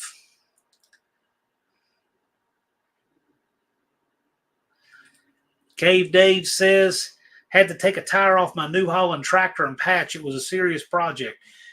They're going to do it like the guys do in Pakistan. That is the wildest thing. Sewing with needle and thread these patches on and vulcanize them. If you guys haven't seen that stuff, the Pakistanis fixing tractor and big dump truck construction tires, you've got to see it.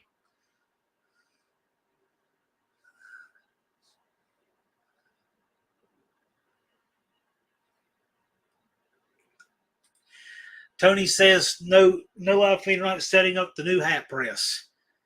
Excellent.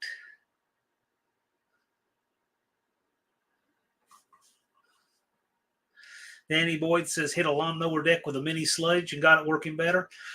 I was putting a new deck belt on my mower and noticed a little crack there and welded it up. Ran out of gas and the gas bottle welding on those floor pans yesterday. So I got to get that, because what I'll do is I'll forget. Then the next time I need to weld it for something silly like that mower deck, I'm like, oh no, and I'll forget. So I got to set myself a reminder to do that. Oh gosh, I should have done that today. I had time today, a little bit of time, and I forgot. Well, anyway, I got to do that Monday. Somebody asked me next Friday if I got my gas bottle refilled for the welder. See if I actually remembered it. 440s are hard to find around. 440s are hard to find anywhere. 400s are even harder to find. That's what I'd rather find. 440s aren't cheap anymore. No, not really. People take a lot of stuff apart. Shop 209 says, no Pakistani tire repair, but I watched a Chinese guy with no shoes pouring cast iron engine part. I have seen that. Those guys will pour brake rotors, cast brake rotors, no shoes on them. Like, man, you know what the spatter would do if it hit you? It's bad enough getting a welding chair, you know. I can't imagine with no shoes.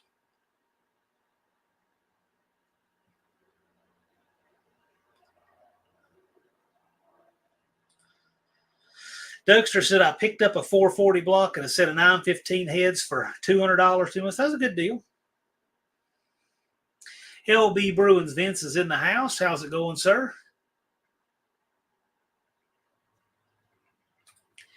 B&R was helping a guy take out a Mack transmission from an old semi.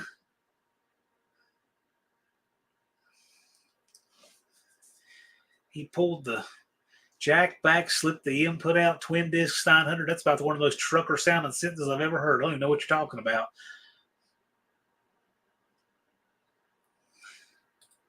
Thumper said, I've had an empty acetylene tank for 4 months. Haven't needed the blue wrench. I think the empty tanks scare me worse than the full. Yeah, I have 2 bottles too, 38.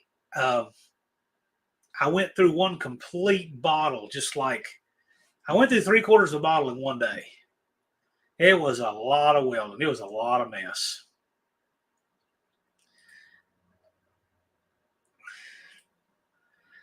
Lars puts up the link for Gunslinger Graphics. Get you a shirt or hat.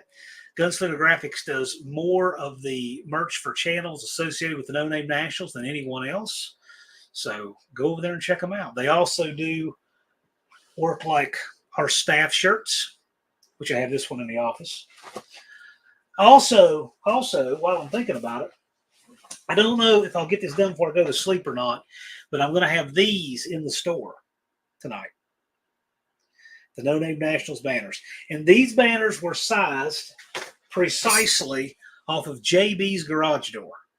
So if you've seen the one on the back of JB's garage door, that's what size that banner is. But they should be in the store. I have them in. I've got them in. They're made locally in America at our sign shop, who does the No Name National signage. They're made right here in this town. They're not outsourced foreign or any of that. So I'm going to be putting them on the website. I wanted to have it done today. I may get it done before I go to bed tonight. But the banners will be in store. And, of course, we'll have them at the event, too. But if you get yours in the store, you can have it in your videos before then.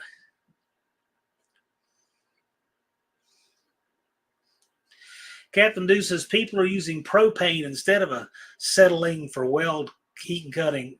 But, dude, there's no comparison.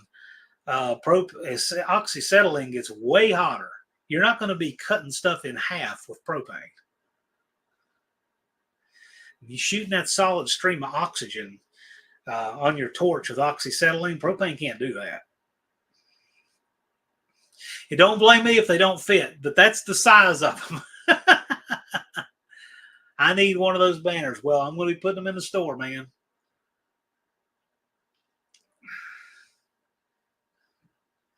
Dr. Goes said 2 days at Iola, Wisconsin car show. I heard about that. I think Indirect Connection Jason told me about that. Keep trying to post some more shorts over the next few days. Yeah, man. Looking forward to it.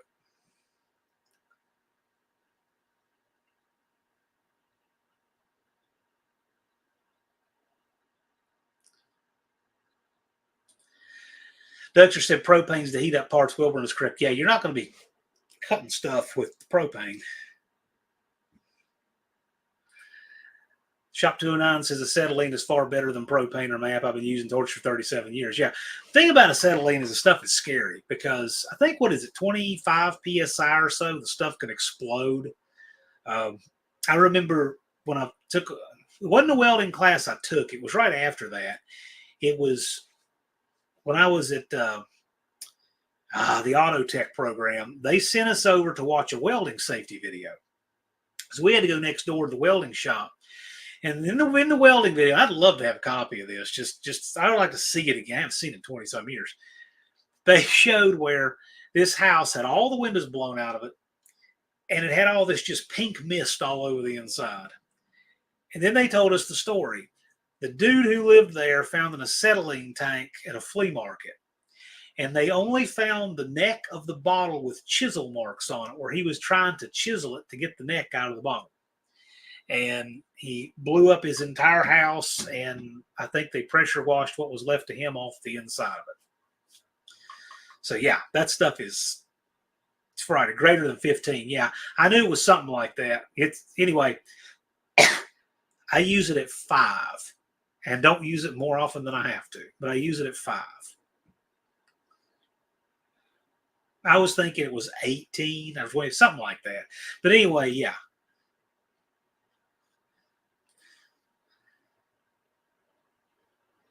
Unfinished Project said they've used, was it liquid propane or LPG for cutting since 1912? A lot of scrapyards use it. Okay. I know acetylene is good stuff for cutting, though.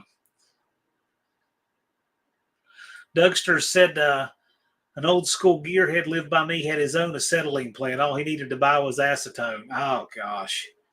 That's a death wish. I wouldn't have anything like that. I prefer to let other people, I prefer to get stuff like that already in the bottle.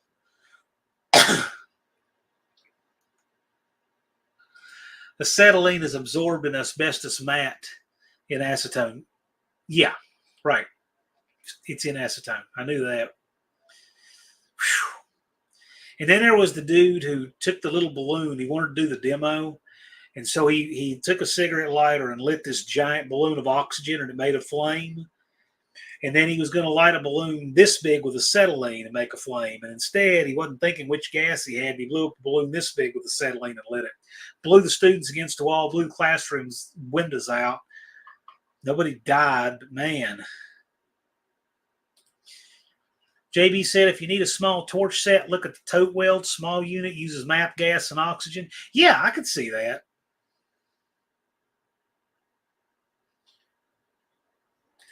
Shop 209 says HVAC business. I use it every day for decades. Yeah, I'm sure you get a certain comfort level with it. I just think it's scary. But then again, you see, you use it professionally a lot more.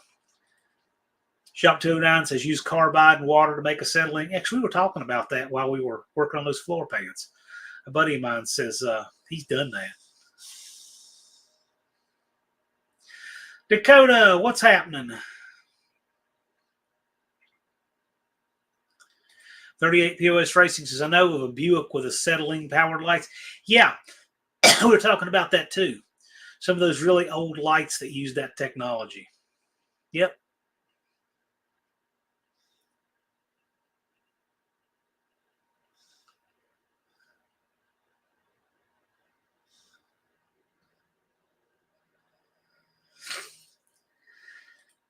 Shop 209 says used to make carbide cannons in West Virginia. I wouldn't doubt it.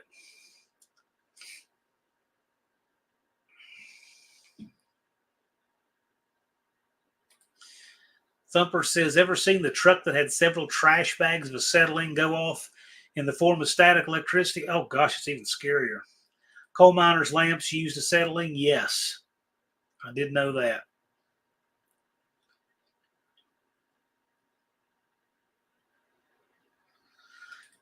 Dakota's just been driving old junk cars and going to work and whatnot. SRP used to make bombs with calcium carbide when I was a kid. LB Bruin says that the Model Ts used carbide lamps, the old ones. Turbo Tom, if you're in here, what did yours have, or does it have? Turbo Tom is a 1916 Model T.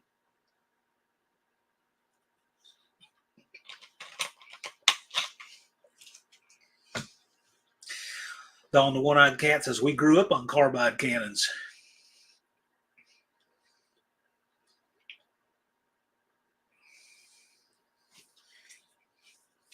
Dakota, that's about the most Hank Hill sentence I think I've ever heard. I've just been driving them old junk cars and going to work and whatnot. You sound like you're about to say, and going to work selling propane and propane accessories. Shop 209 says there's pictures online of a plumber HVAC van that had a leaking torch kit and blew up when the guy unlocked doors. Yeah, I would not doubt that. LB Bruins grew up on carbide batteries. Oh, my.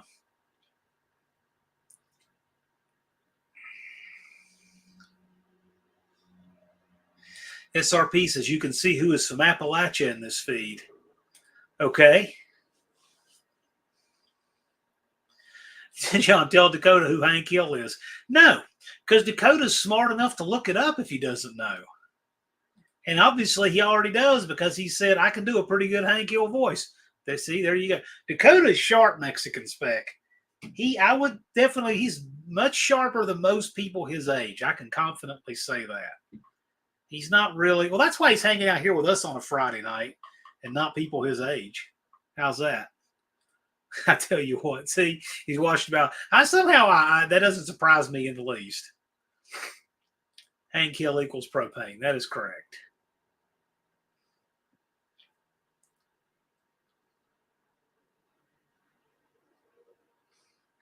That sounds like a Tony's Hot Rod Garage thing if I've ever heard it. Fill trash bags with acetylene and boom, yeah.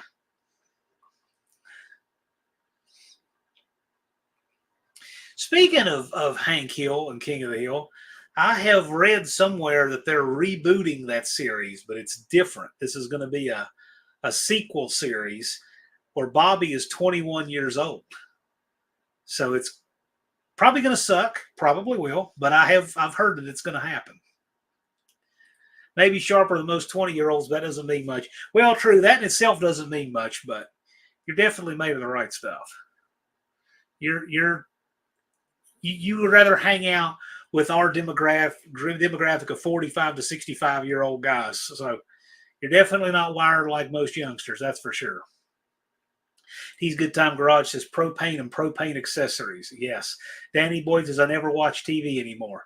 Nope, me neither. The only time I ever see TV is I've seen on Mom's TV, and it's always just, first of all, I'm convinced that 50% of everybody on television now is gay.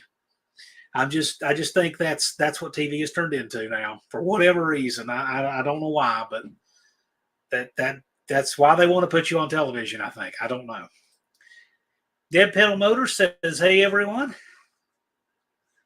Boomhauer drove a Dodge because he's awesome. I thought Boomhauer drove a 68 Plymouth Roadrunner. I'm not sure. I'm just glad Boomhauer didn't drive a Scamp because we'd be talking about it till 11 p.m. Eastern. Max Witch Dick Desterly. I had a friend who made bombs. He's dead now. Oh my gosh. It's not funny, but it's your sentence there is kind of funny. Captain Dew said they're also making an animated show of Married with Children, the same cast of Bundy family. Yeah, it just sounds weird to me.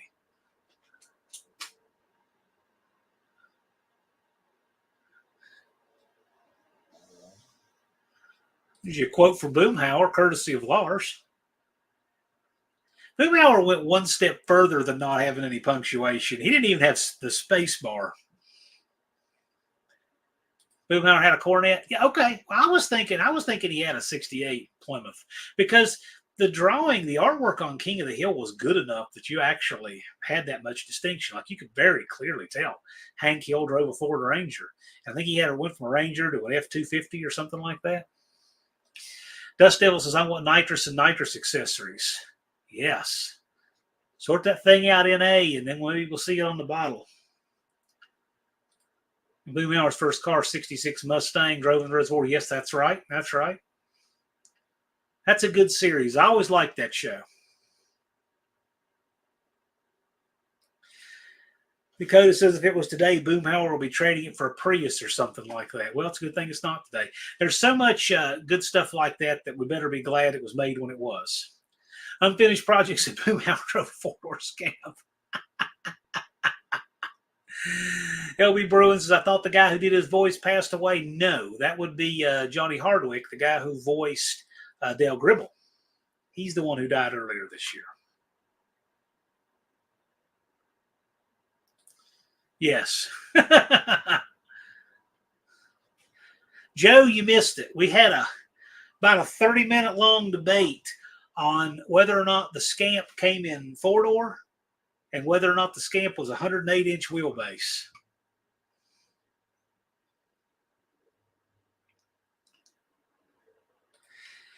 BNR said, Dakota, I reposted on my community page, I think last week. He has a New York accent in Texas now. Best tip he shared. Okay, I don't know what that's about. Wendy's asking me, did you hear about the VP last night? No, I did not.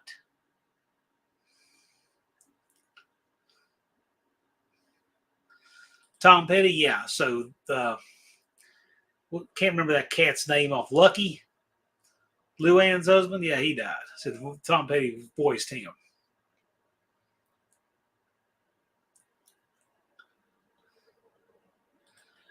Rin Che, watching from Korea. Well, hello.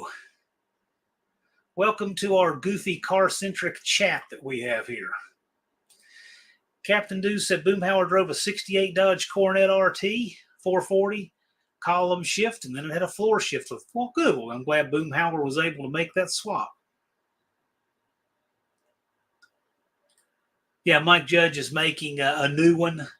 Yeah, but it's going to be a 21-year-old Bobby who's a chef now, and I don't know. I mean, I'll certainly check it out. I don't know. It may be good. It may not. Watching from Korea. South Korea, I assume. I can't imagine North Korea would ever allow this show.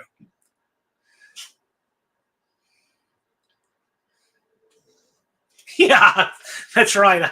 I did hear about that. I did hear about that now that you say it. Yes, that will be correct. Oh, yeah. Well, Brittany Murphy's been gone a long time. And Tom Petty. So neither of those characters' voices are yeah, correct. Dougster has it. That will be correct.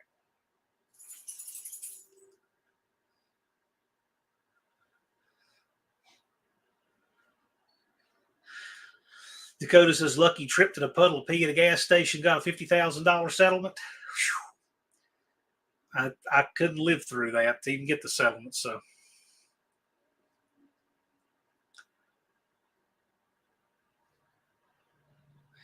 Max Wage, Dick Dastardly. I had a 65 Coronet with a 3 under the floor. I reached down through a hole and grabbed the linkage to shift. Tricky. Oh my gosh. I'm sure that was before cameras, right?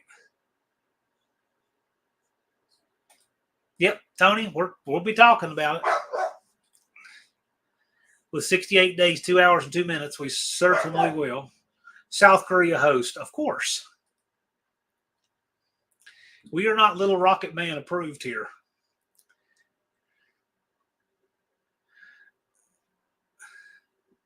Yes, that is correct. Hardwick, who voiced Dale Gribble, is now gone.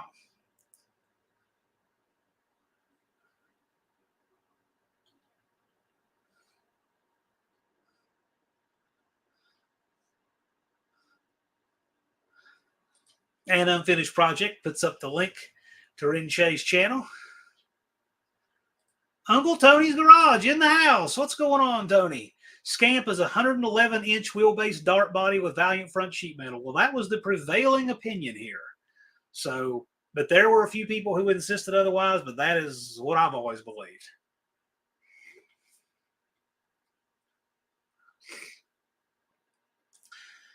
Valiant was a 108-inch car, 2-door and 4-door till 73. That's what I thought, but there was a lot of seemingly reasonable doubt instilled here, but we didn't see any proof of such. So 38 said it's a good idea that everyone didn't have a camera there.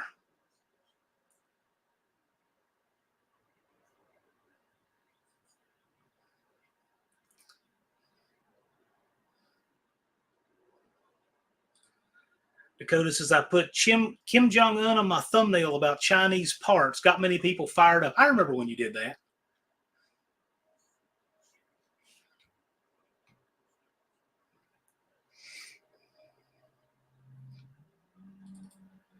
Guys, we've only got a few seconds to go here.